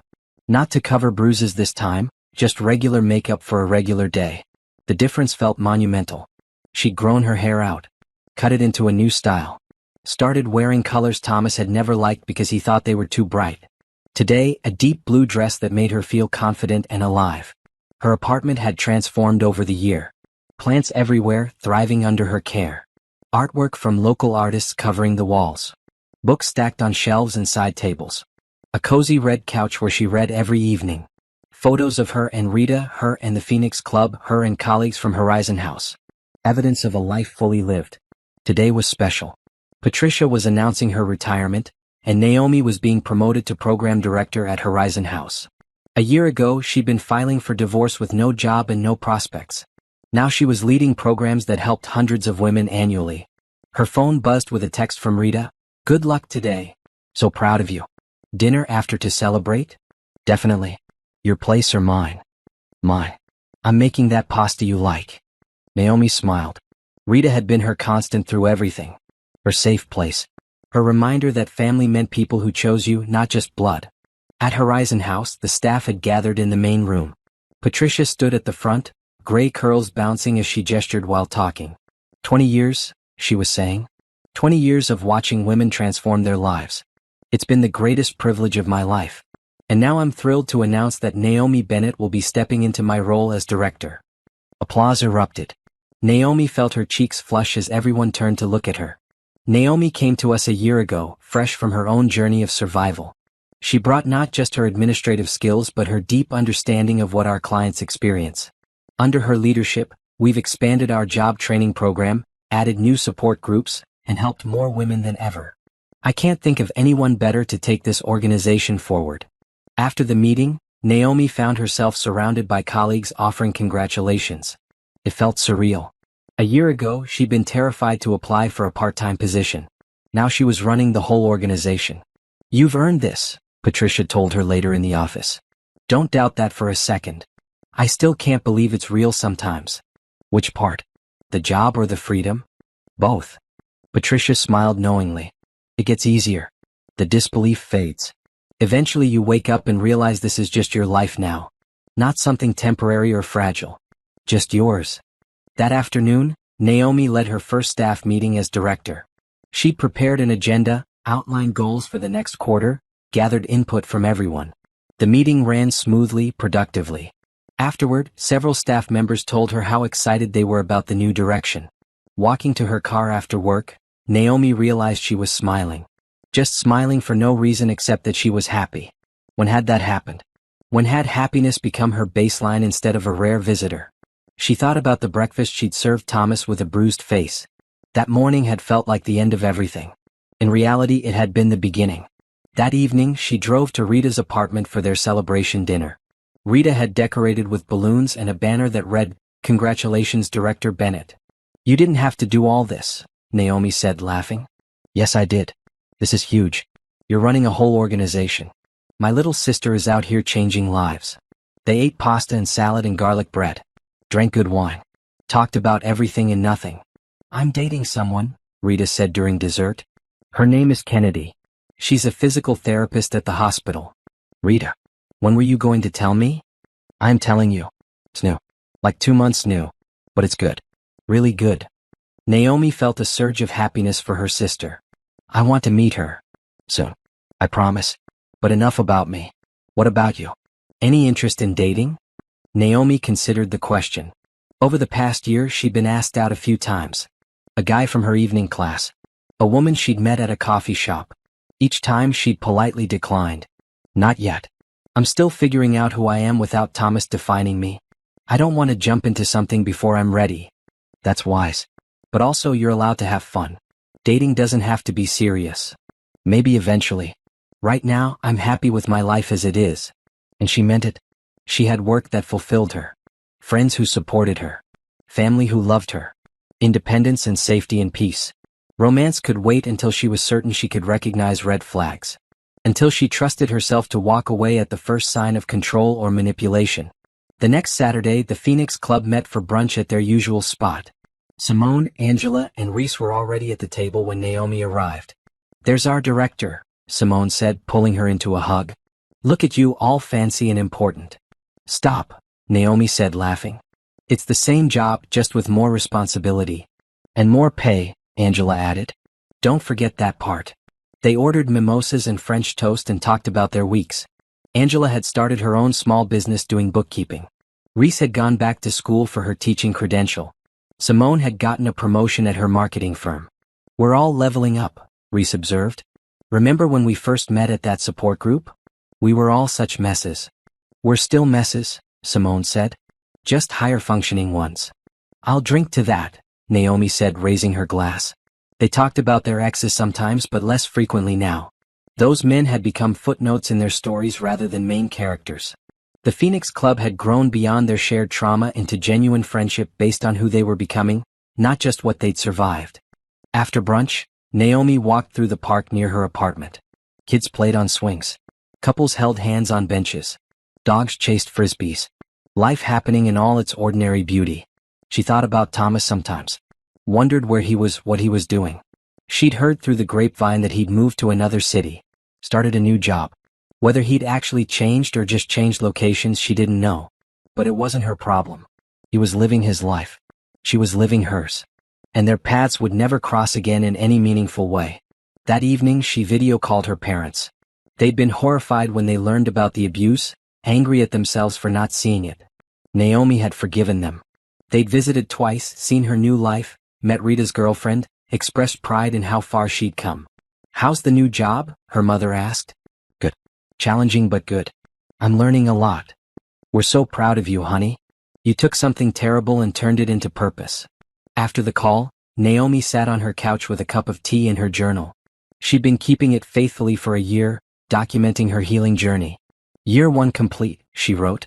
I left with nothing but a plan and a suitcase. Now I have a career, a community, a life that's entirely mine. The nightmares are less frequent. The hypervigilance is fading. I can go whole days without thinking about Thomas or what he did to me. That feels like victory. She paused, thinking about what else to write. I'm not the same person who served that breakfast. That woman was scared and small and trapped. I'm learning to be bigger, bolder, to take up space without apologizing, to trust my instincts, to believe I deserve good things. Another pause. I don't know what the future holds. Maybe someday I'll be ready for romance again. Maybe I'll adopt a dog. Maybe I'll go back to school for my master's degree. Maybe I'll travel to places Thomas never wanted to go. The possibilities feel endless. And for the first time in years, that doesn't scare me. It excites me. She closed the journal and looked around her apartment. This small, bright space that was fully hers. No one to tell her how to decorate. No one to criticize her choices. No one to make her feel small. Her phone buzzed. Simone texting the group chat. Movie night next Friday? My place. A chorus of yes responses followed. Plans made. Friendships maintained. Life continuing forward. Naomi added her yes to the thread and smiled. She thought about the title someone might give her story. The breakfast that changed everything. It was accurate. That morning had been the pivot point. The moment between before and after. But really, the breakfast itself wasn't what changed everything. The change had started months before, when she'd found those emails and made the decision to fight back. When she'd opened the secret bank account. When she'd contacted Diane. When she'd chosen herself over the illusion of safety. The breakfast had just been the performance. The final act of a play she'd been writing for months. And the standing ovation had been walking out that door and never looking back. Now, a year later, Naomi was writing a new story entirely. One where she was the hero, not the victim. Where her choices mattered. Where her life was an adventure instead of a prison sentence. She stood up, walked to her window, and looked out at the city lights beginning to glow as evening settled in. Somewhere out there, other women were serving breakfast to men who hurt them. Other women were planning their escapes. Other women were wondering if they were strong enough to leave. Naomi hoped her story could be a map for them. A reminder that leaving was possible. That healing was real. That life after abuse could be better than anything that came before. She'd served breakfast with a bruised face and a secret plan. She'd executed that plan with precision and courage. She'd survived the aftermath, the court case, the fear and doubt and slow rebuilding. And now, 1 year later, she was more than a survivor. She was thriving. Growing. Becoming. The phone rang. Rita. Hey, Kennedy wants to know if you're free for lunch tomorrow. She wants to meet the famous sister I keep talking about. I'd love that. Bring your appetite. We're going to that new Ethiopian place downtown. Perfect. Text me the time. Naomi hung up and returned to the window. The city stretched out before her, full of possibility. Full of life. Full of tomorrow and the day after and all the days beyond. She'd served him breakfast. And by the time the plate was cleared, her entire life had changed. Not because of what he did to her that morning or the night before. But because of what she'd chosen to do for herself. The courage she'd found. The strength she'd built. The freedom she'd claimed. Naomi Bennett had served her last breakfast as a wife. Everything since then had been a feast of her own making. And she was just getting started. The future glowed before her like those city lights. Bright. Beautiful. Hers.